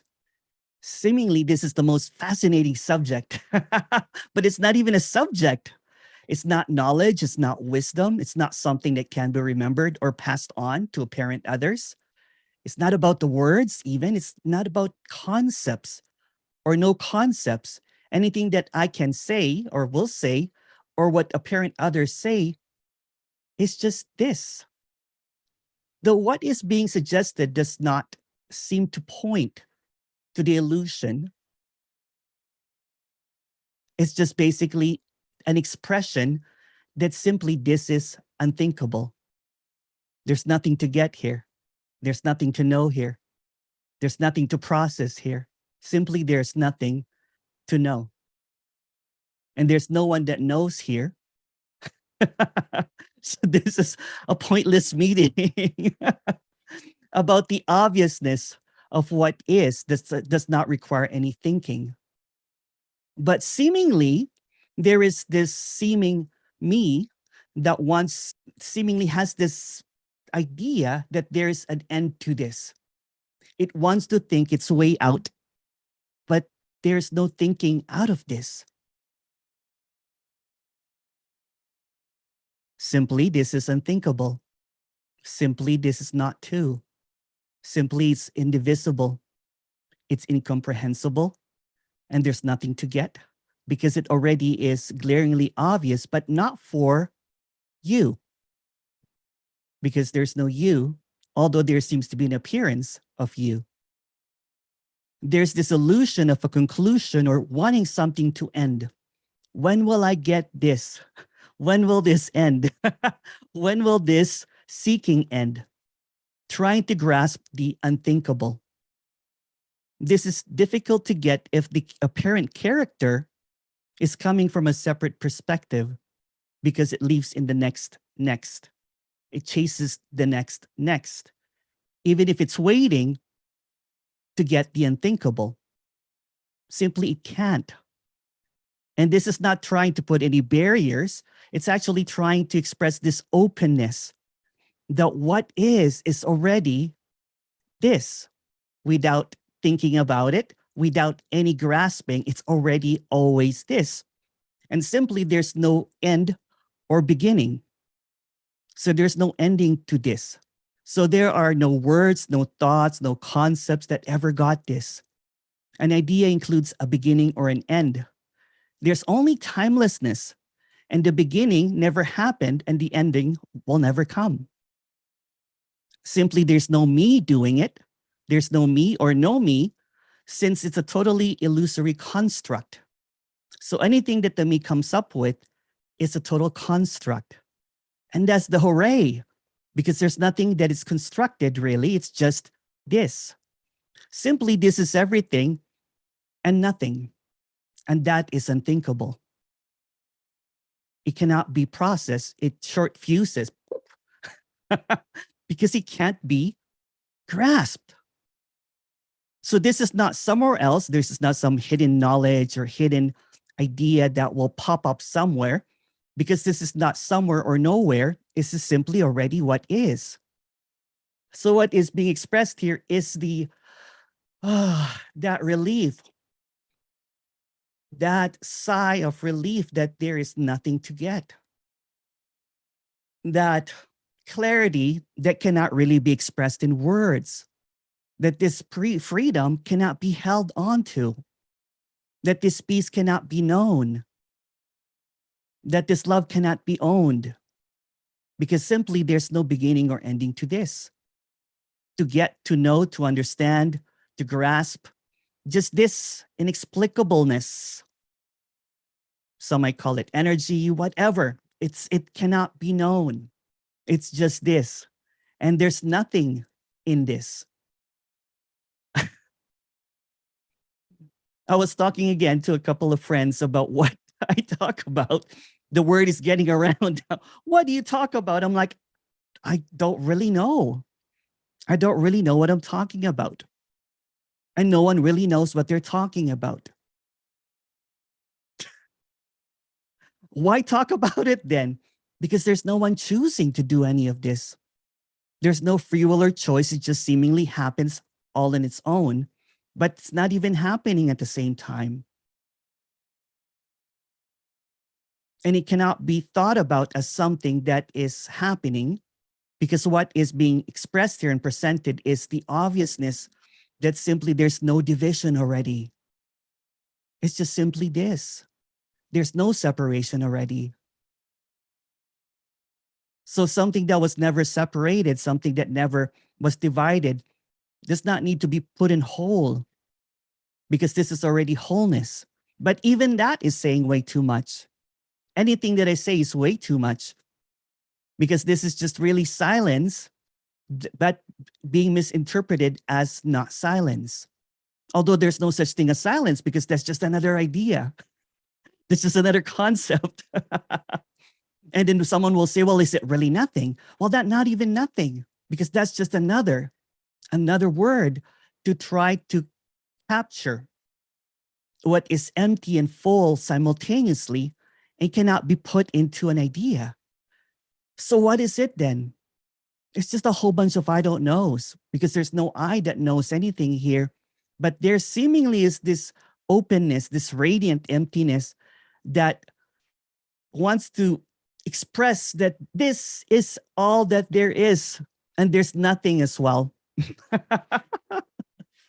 But it doesn't even have an audience. It does not even need to convince anyone, because there's no one to convince.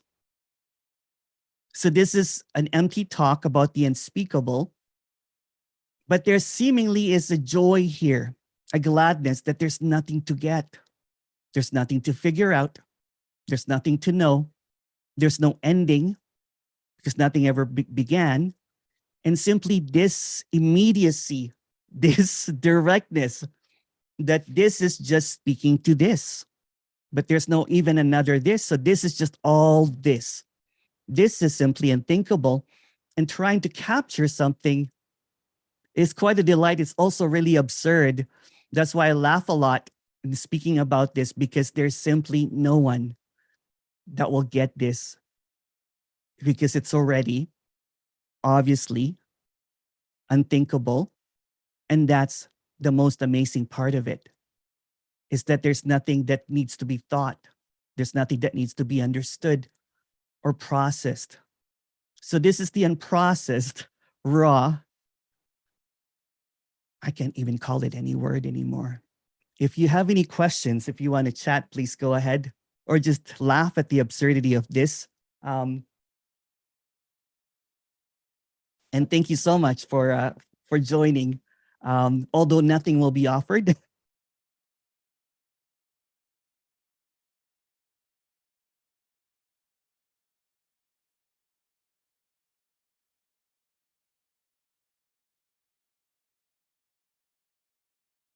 Hello, everyone. So apparently, all that there is this. That's the end of the meeting.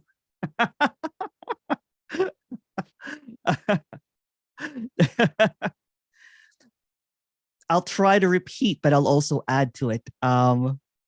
So this, what is this?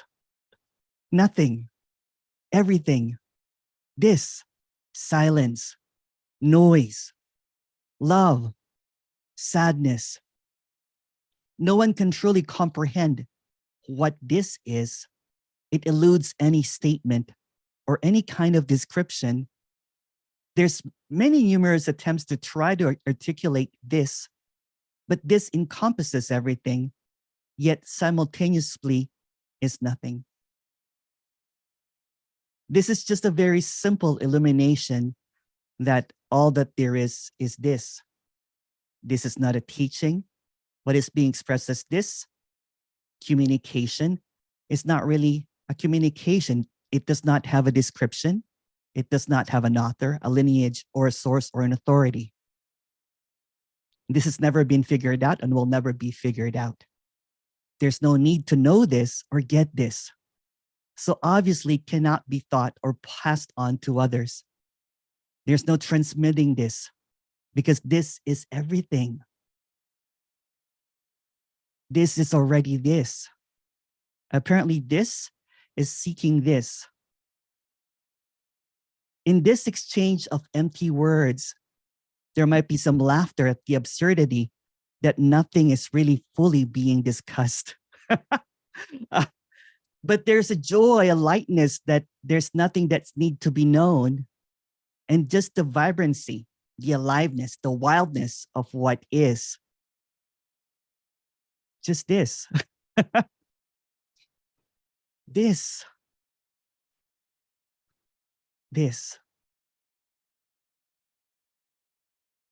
The seeming nature of this is unthinkable, unfathomable. It doesn't even have any nature, seemingly, because it cannot be grasped or understood. It is perpetually this. It does not shift. does not require knowledge or action or doing. It does not need tempering. It eludes imagination. It encompasses everything and at the same time resists any definition or description because it's not necessary. So seemingly there's a question or a suggestion earlier. Can you tell this into a story form so that it can seemingly be understood, although it cannot really be understood? So this is just the story. The story is seemingly there's always a wanting to get this. So what this is this unspeakable stillness, this unknowable clarity that is just simply this. There's many words that can be added to it, but those are just words to obscure what is already present, what is already infinitely present. So in a story form, there is a seeking, a longing for this, but what is seeking this is already this. What is longing for this is already this. So in the story, there was this Emerson character that seemed to be longing for this. So it longed for this in everything. It longed for the absence of problems. It longed for the absence of pain. It longed for the absence of suffering. It longed for the emptiness of everything. Seemingly, it kept on looking for something that is not. It kept on looking. But what's looking is already this. So there's really nothing missing because this is always just this. And there's nothing outside of this. To cut a long story short, because this story is not really necessary, apparently Emerson unexpectedly and accidentally saw the absence, while simultaneously seeing that all that there is and was is this. All is this, and there's nothing that is not this or outside of this. A radiant emptiness, unthinkable silence that is incomprehensible and unthinkable, yet so undeniable and obviously so clear that there has never been anything but this. Wow. Since it's just all this, there was never really a separate individual that is moving through time and space. It was simply this. This already, and it has always been this all along. It's always been this. So the apparent Emerson was seeking this, but Emerson is already this. So there was never an Emerson since it's just all this. This is this already. There was a lot of stillness and speechlessness that seemingly followed, like a wow. It's unbelievable that it's already this. That seemingly what was seeking this is already this. Nothing has ever happened. It's all a story because it's simply this.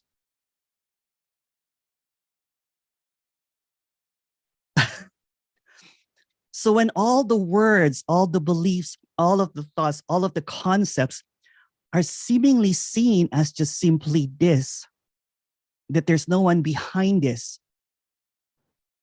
There's this seeming in loveness with this unconditionally. So no matter what seems to appear, it's this love that cannot be comprehended. And the peace that passes all of that understanding. Simply this love does not have another. This love is not two. This love is unconditional. This love does not need anything since it's everything. It's everything. And even saying words like love or peace seemingly is just another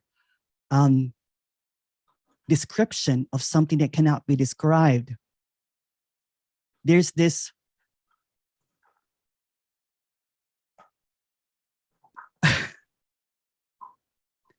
there's just this. So the longing for this, the yearning for this is also this.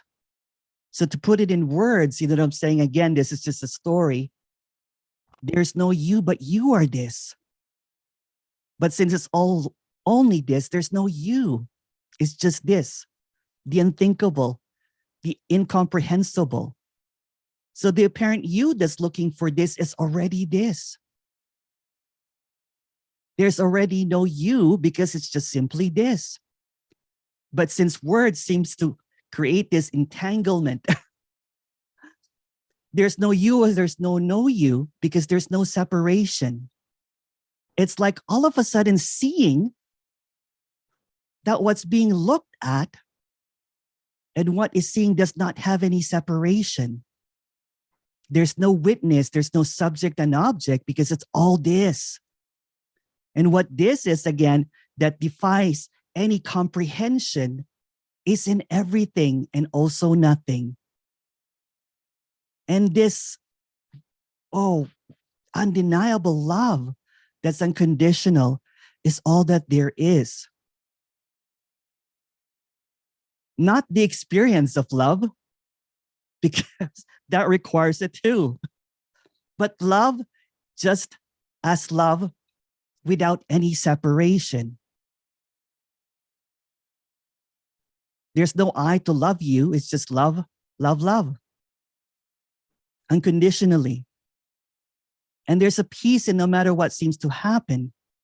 Even when there's sadness, even when there's frustration, even when there is seeming pain that appears, that's just what is appearing as that. It's just an expression, an appearance. And the longing is also this. And the feeling that there's something that is lacking is also this. That there's got to be something better than this is also this, because it's always this. And there's nothing outside, beyond, or behind this. And that's what this is that's being expressed, that cannot be expressed, is already what is listening is also this. What is scratching their head saying, what is he talking about, is also this. What is wanting this is also this. There's no separate. The wanting, the longing, the searching, the aching is just an apparition. It's just an appearance, a movement in this undeniable stillness. A dance in what is not moving. This immovable immediacy, this directness cannot be denied. It can't. It cannot even be accepted because it already is. And there's nothing that can be done. There's nothing that is missing. There's nothing that is lacking, because lacking is also this. Missing is also this. The frustration is also this. The anger is also this. Also, the excitement is also this.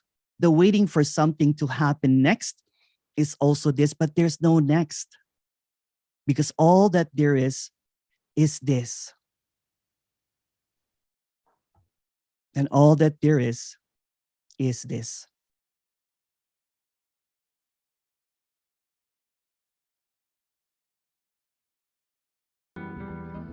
So apparently, there, it's stripped naked. There are no other moments. This is perfectly still. It's like an infinite now, not as an idea, not as a knowing, with a never-ending wow. Wow, wow, wow. This is not moving. Nothing has ever moved. Nothing has ever changed. It's always been this way. And there's no comparison. No such thing as comparison. This appearance comes and goes, but they're only appearances. It's like traveling on a plane, seemingly going from one distance to thousands of miles, yet nothing has ever moved. It's like seeking. From the very beginning of seeking, glimpses, whatever seems to happen, lacking. This is not true. Nothing has ever happened. Nothing has ever happened. It's simply, completely, obviously that without these appearances, in the absence of thoughts, in the absence of the idea of seeking, in the absence of absence, nothing has ever moved. This is completely still. It's a mystery, not a paradox, but like a paradox, but this is stillness. In this stillness, there seems to be an idea of, I got this, I don't got this, almost there. There was a glimpse. Something happened. Nothing is happening. Nothing is happening. Nothing is happening. There's this mythology of beginning and ending, kind of like the mythology of Genesis and then the Armageddon, the apocalypse. But those are just stories. There seems to be that stories like flipping pages, but nothing has ever occurred. What seemingly is occurring, this seeming happening, this seeming talking, and trying to express that nothing has ever happened, is a conundrum. It can't be thought of. It can't be imagined. It's unspeakable. It's unknowable. There's no, I know this. No. Who knows this? It's impossible. All illusion is a movement. Everything that will come up will be a thought, including that, and that, and that, and that. But since they're just appearances, this is the immovable home, the unknowable isness. It's like, again, traveling, speeding through a highway and nothing is moving. But it can't be caught because what's trying to grasp it is moving. What's trying to recognize it is a movement, is an appearance. It's a flicker, it's a thought, it's an idea, it's a concept, it's a belief. All of those are appearances. Nothing has changed. It's always this. It's completely this. Full stop, full stop, full stop.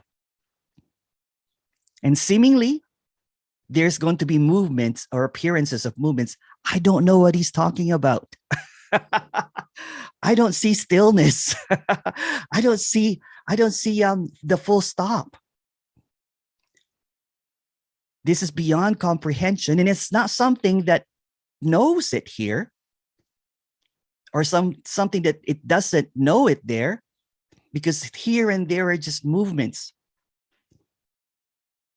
And seemingly, there's this seeking like a merry-go-round that goes in a circle over and over again, but it is completely still. Nothing has ever moved.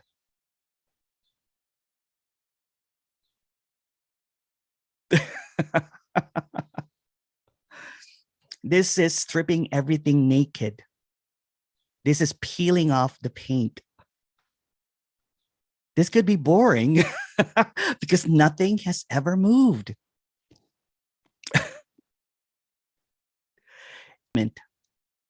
Every single thought that arises, every single knowing, or even a misunderstanding or frustration is a movement. And there's nothing wrong with movements. But as a reminder again, although it seems like all of this is just an explosion of movement, a pulsating, a flickering, a going in and out, I feel like a me, but sometimes I'm a bee, meing and being. It's just movements. There's no such thing as a meing or a being. These are just appearances. This is immeasurable. It's like writing on an etch a sketch, like one of those paper. There can be written everything, like it could be the history, the mystery of life. The moment that you pull out the screen, nothing has ever been written. There are no scriptures to this. There's no wisdom. It may appear as this wise fool saying that there's nothing has ever moved, but those are just words. Those are just movements and expressing what is already obvious. And before you get to think of what is obvious, that's a movement. That's a trying to grasp it, that's trying to understand it. But this unknowable stillness has never changed. Has always been here. But there's no here, because that's just, where's here? Here, here, here. In this unmovable here.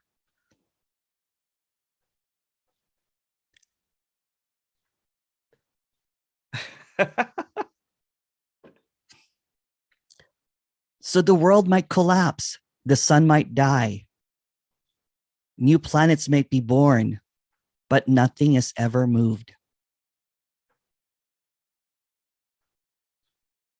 So there might be seeking. There might be an ending of seeking.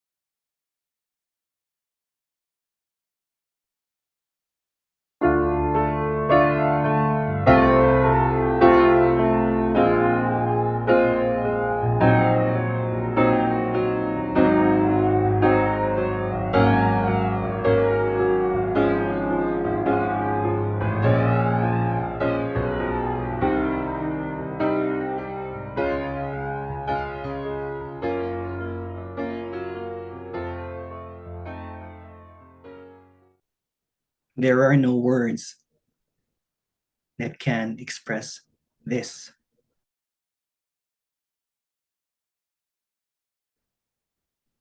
This.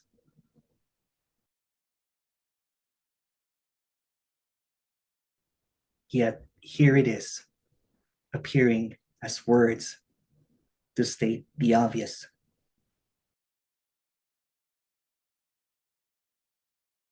That nothing is needed. It's over. Done. It never even started.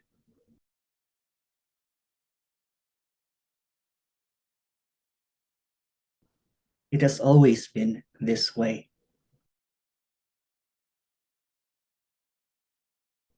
Unutterable freedom.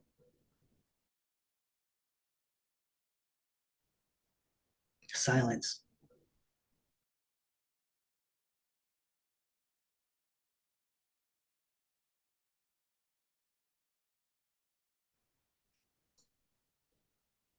However, the desperate diver is swimming through the vast ocean of unconditional love.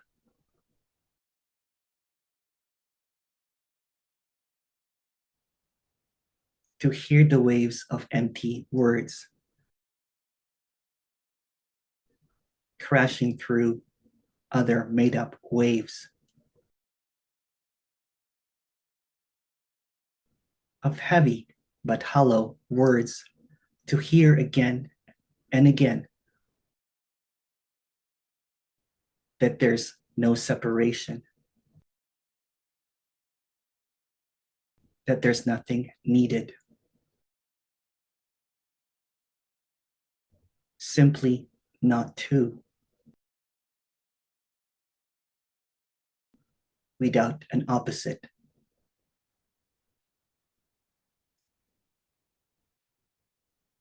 Surprisingly and predictably, the seeker of pearls of emptiness holds on to these jewels like buoy to save itself from its inevitable demise.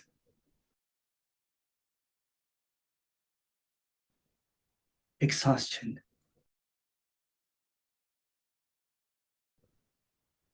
The last word, even the unshakable belief of that last hope.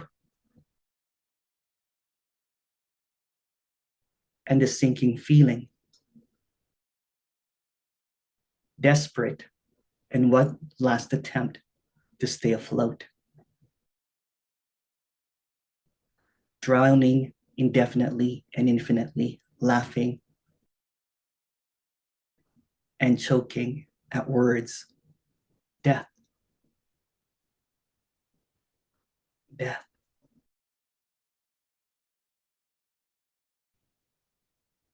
In the end, nothing really happened. All the stories sink.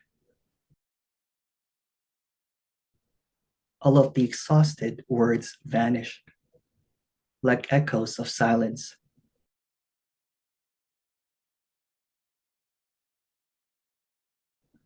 And beliefs burst like tiny bubbles. And everything that is ever known is spiraling down to the bottomless pit of this unknowable stillness.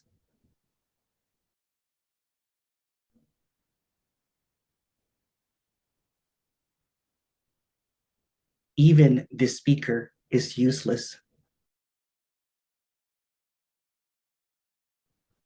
An apparition.